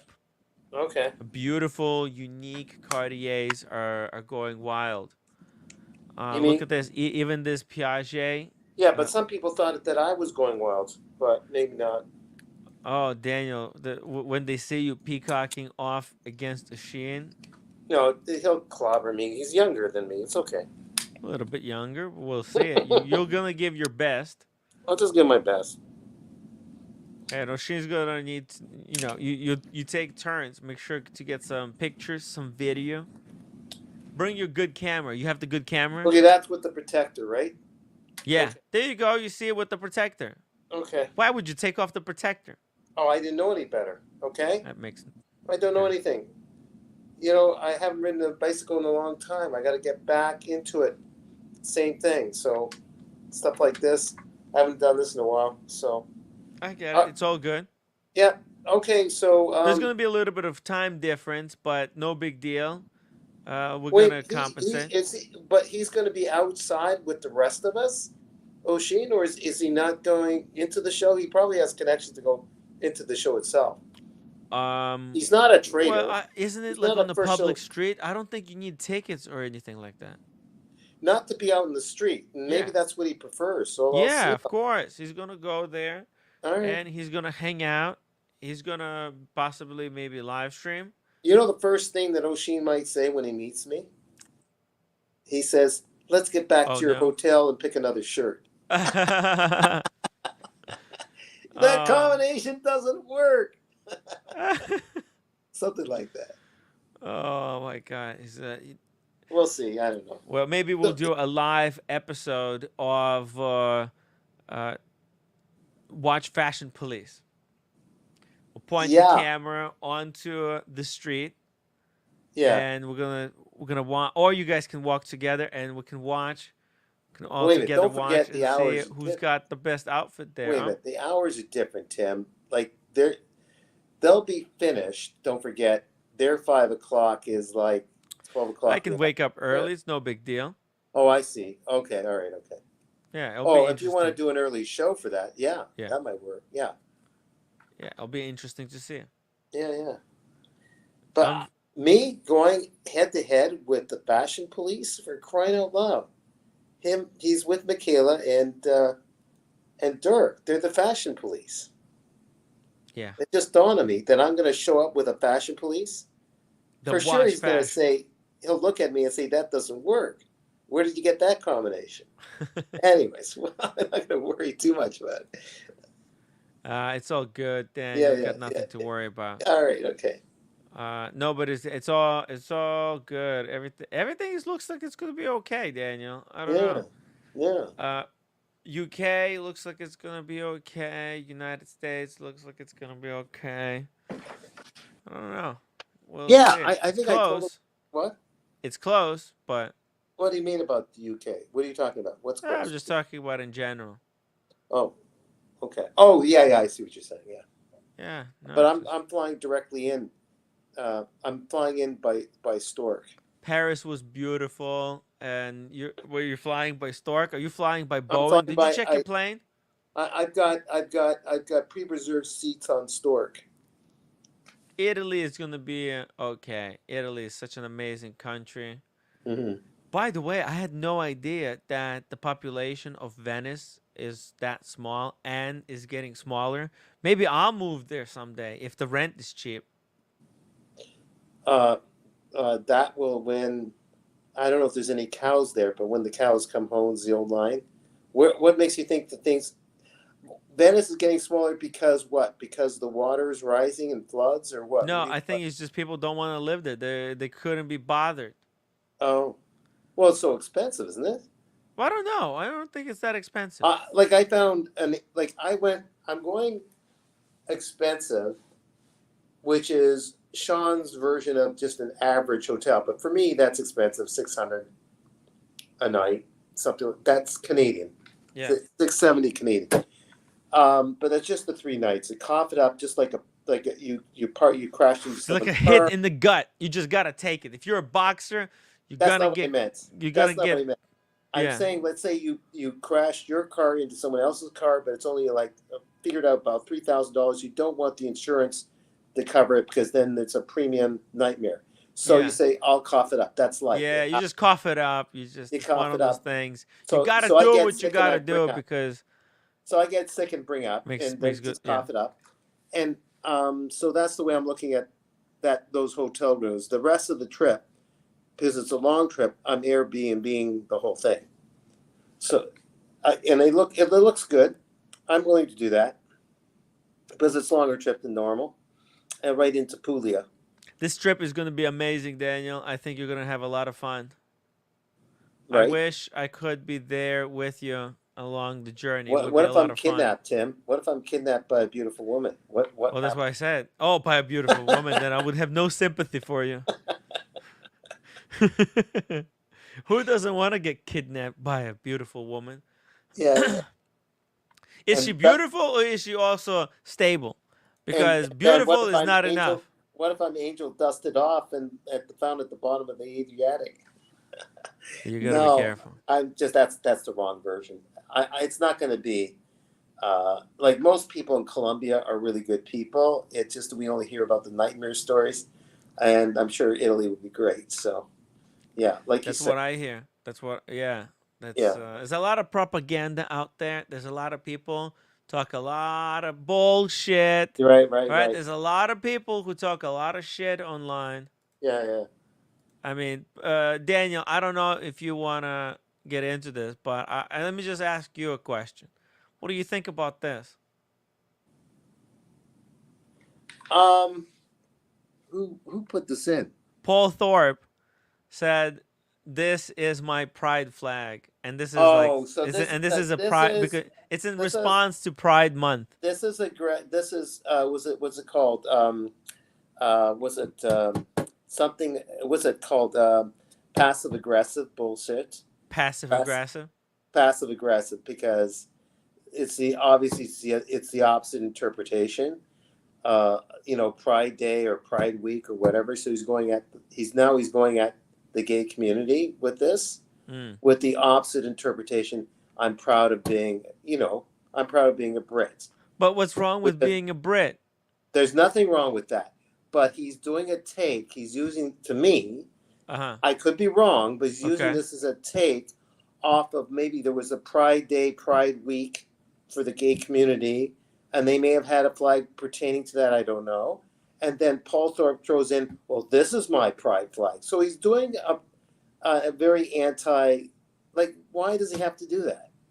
It's anti-everything. Is he anti-everything? What's going on? I think he thinks he didn't have his fair shake, He didn't. The country wasn't good to him. Don't you understand? He struggled too much. Where did he put this up? He never got his chance. You know what I mean? I've been staying neutral. All the odds have always been stacked against Paul Thorpe. Never got his big break. Okay, maybe I don't know, but where was this found? Was this? No, this is he posted this yesterday on your show or at his? No, on his feed, and because I'm subscribed, it blasted me, and I thought, and it really triggered me because I thought, wow, this is next. This is next level. Okay, interesting. I was keeping neutral all this time about him. I was staying neutral. I'd say good qualities. There's other thoughts I have, but you know, when he's joined that group, then that's just. I mean, that's his opinion. I'm just very much against that opinion, and that's all. I'll just say that I'm very much against that opinion. I think this is very demeaning of other communities. Well, he's gonna say that you're demeaning. Well, let him. Because it's a flag. There's fine. Be proud of the flag, but he's taking the interpretation and twisting it around. Hey, Daniel, at least it's the right side up. Okay. But you wouldn't know. That's right. But you wouldn't know, actually. You wouldn't even know with the way the British flag is. Well, that you wouldn't even know. Tim. That adds to the humor because we don't know what the right side up is. Okay. Anyways, Daniel, you realize this is a watch show, and you derailed us. Yeah, but life gets. I was just at a yoga class with a true friend of mine, who's heading up the thing in Puglia. Oh, and she's just saying what her other mentors have said over and over again, that we plan our day as much as we can with her watches. Yeah. I'm throwing in watches because we talk about watches. What we're going to get, what we're going to do. We plan our day with her kids. If we have, I don't have kids. You plan your day. And then something messes it up. And maybe that's meant to be because life gets in the way. Things happen. Yeah. So, and that's part of culture. It's part of our lives. So when we're talking about watches, we can't help but sometimes allow for things that called life get in the way. Like yesterday, it was about fisheries. It was about what could affect all of us, whether we have watches or not. And then today you threw the flag at me. You know, life gets in the way, man. Hey, it's all good. It's all, that's the fun. That's the fun of life. You never know. You surrender to it. You surrender. It's not like you give up. You accept. Yeah, you shouldn't give up. Why should you? You only get one shot at this shit. No, but what I mean is, when you plan your life and then shite happens, and then you take a big breath, and it gives you opportunity to think on your feet. And what do you do now? Everyone in life goes through that. And actually, it makes you a better person to try to work on your feet. O'Sheen does it all the time. Other people do it all the time. Yes. Things happen. You work around. It's called, in football, quarterback looks at the defense and he has to call an audible, meaning forget what he told the people in the huddle. We're changing it. Scrap it because they know what we're going to do. So that's this thing. Being able to work on our feet. As a hiker, you know this. Yeah. Life gets in the way. You improvise. You improvise all the time because stuff happens, right? I'm finished my rant. You're right. No, stuff happened. This I was gonna do this hike when I was doing the streams, right? I think I was doing the streams for the first like 5 months, and then I had a hike planned. It was a 1 month hike. Oh my, yeah. In Colorado. It's gonna be a lot of fun. And somebody actually super chatted for me not to go, so it kind of derailed that hike. Yeah. So maybe I need to plan and see it. When can I do it again? And you gotta be you surrender to whatever uses a toilet when you're out in the woods, right? Yes. That's what you got to do, right? So yeah. Exactly. Exactly. Anyways, Daniel, before we end the show, let me just very quickly go through a few Sylvester Stallone Panorays here. Check this out, Daniel. The Sylvester Stallone watches sold pretty well. The big bronze Panerai Luminor sold for $96,000. Yeah. What's he selling for? What's the reason though? To raise funds for something, or I forgot? No, just for himself. Raise funds for himself. I thought the guy's a billionaire by now. Well, how do you think he become a billionaire? By fucking selling his watches under retail? I don't know. Daniel. He's a savvy businessman. This is a business move. He sees these watches are losing value and becoming completely worth it, so he decides to dump it. He's not going to sit on the depreciating asset. Yes, sir. Yes, sir. Okay, I got it. Okay. Yes, sir. So, as a savvy businessman, a shark, he does the Rambo. He says, "Get to the chopper. Get out of these watches, Arnold. Get out with me. Get out of these watches." Did he get rid of this big fat RM? Remember the big RM he had? He totally played Patek Philippe as well. He played his cards really right. He bought a few Patek Philippe's. He pretended like he's a really big Patek Philippe enthusiast. And then he got the Grandmaster chime. He got Patek to sell him the Grandmaster chime. Yeah. And then he flipped it. Ka-ching! Oh. Yeah. Is he keeping anything? He's keeping the good stuff. Oh, I see. Okay. He's selling the stuff that he thinks is going to drop in value a lot. And for some reason, the website has glitched, so I can't. Yeah, I lost a lot on my Panerai. I mean, well, I got a little bit for it with the help of. Oh yeah. Brian, Watch It Brian, helped me sell. Watch It Brian. Shout out to Watch It's Brian, the legend. Yeah. Okay, let me see. Okay, we flip on the other side. We got the Sly Day-Date, the green dial. He sold it for $96,000. The Cartier solid gold that he got as a gift. He sold it for $66,000. Full gold, one of a kind Panerai Slide Tech for $90,000. It's one of a kind. It's big, and he didn't sell it for that crazy of price. Okay, $90,000. Then his Patek Philippe, his very own. This is his own watch. Yeah. Okay. He sold it for $144,000.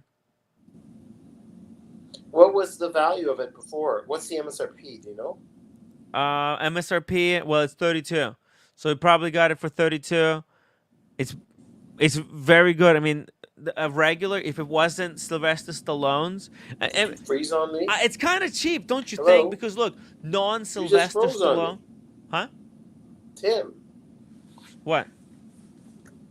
Daniel, can you hear me? Tim. Okay, who doesn't have audio? You froze. You froze, man. How did I freeze? I thought the Martians took over. Can you hear me?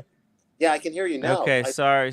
Okay, I was ranting. Sorry, Daniel. I was ranting about Sylvester Stallone, and I don't think, he could have cashed in more, because this is Sylvester Stallone's 5711 for $144,000.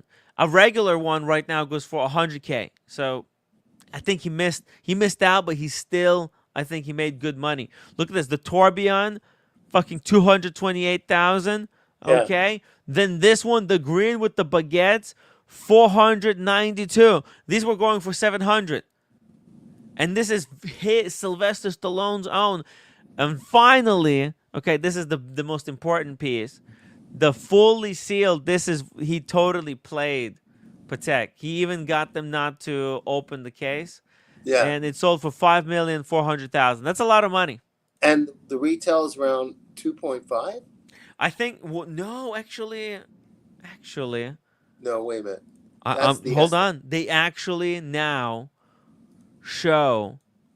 Oh my God. They now actually show the retail price.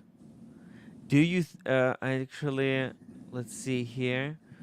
Oh, I don't think they don't have one right now.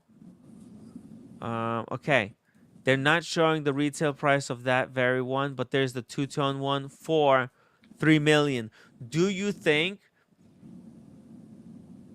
Okay, so he sort of broke even on that one, maybe, huh? No, I think he made money, because this is a two-tone one. He bought his for $2 million and he resold it for $5 million. Okay, so what he made good money on this one. All adds up to, he's got 3 beautiful daughters or something like that, and one of them's getting married. Congratulations! No, their father is a savvy businessman. Don't say that. I'm guessing that one of them's getting married, and he's got the goods of make. He's gonna throw the biggest wedding. Yeah. Oh my God. I mean, look, this is a savvy business move. I give him big kudos.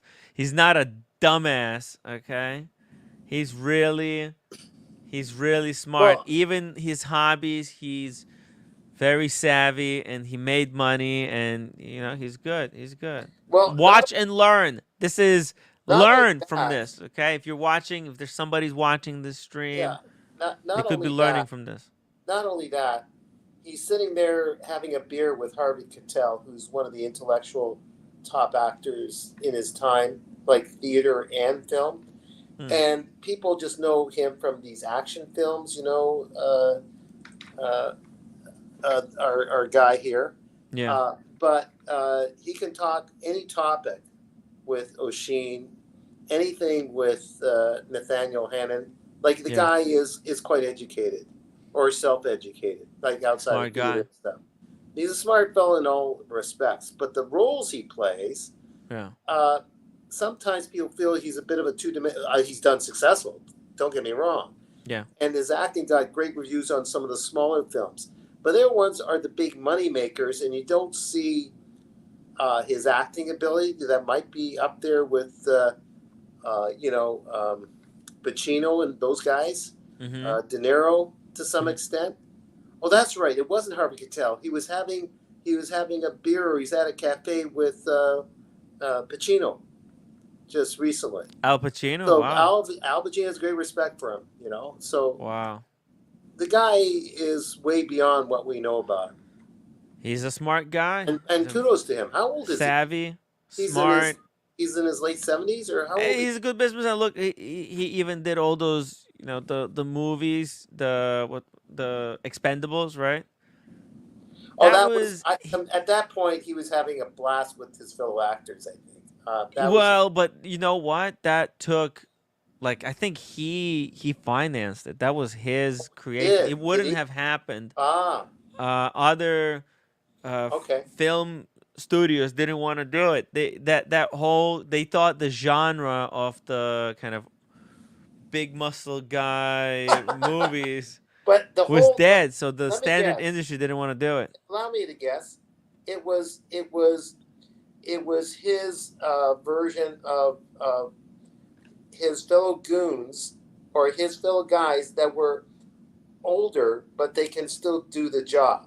Yeah. So you had Johnson, who's still not so old. You got all the retired actors. Retired type guys, and it was about retired guys coming back and saving the day. It was good. It was very wholesome. And people drank and they kick ass, explode shit. Kicked ass. That's right. And of course, there was humor in it, I guess. There was quite a bit of humor in it, right? I mean, they're laughing at themselves in a way. It's a movie that doesn't take itself seriously. That was the whole point, yeah. Yeah. It's just they're having fun with it. It's good stuff. I think they had an Asian guy in there that was young. Just to tie it together, Yeah. Some Asian karate guy that was in the team. But yeah, it just melded together well. Well, he organized. Look, Sylvester. He organized it. Was he wearing one of his watches? He supported it, and he bought watches meantime, and he cashed out before it's too late. So, it's amazing. It is really amazing. It's great for the hobby too, because the collectors get to have an opportunity to buy Sylvester Stallone's watch, and I wouldn't even say that's that expensive. $144,000 for Sylvester Stallone's 5711.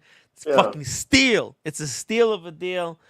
Steal of a deal. If I was mega rich, I would pay up to $200 for this, maybe even $300. This is a cool Sylvester Stallone's watch. That's pretty cool. Yeah. Wouldn't you want it? He's a legend. Yeah. Anyways, I think we'll end on this. I think that's a good. That's good. Good show there. Yeah, we'll continue even more tomorrow. Let's play that outro music. I'm taking a little walk in the nightclub scene. Yeah. Little brats walking around. I'm going to ask you about these restaurants that are making it on these little small plates. They call them like finger food. Is this a new? It's just a new kind of hype thing. Send me a link. Send me a link on the WhatsApp. Okay. Right. Okay. Okay, I'll take a look. I never heard of this. This is new stuff to me. It's just another kind of, like what's the latest thing that I never had a Pokeball. Have you ever had a Pokeball? No, I haven't had a Pokeball. You never had a Pokeball? You see, if we missed that, they're very popular. I think they're losing popularity now, though. Okay, we'll talk. Because it's a lot of fish. Yeah, we'll talk about with roommate about it.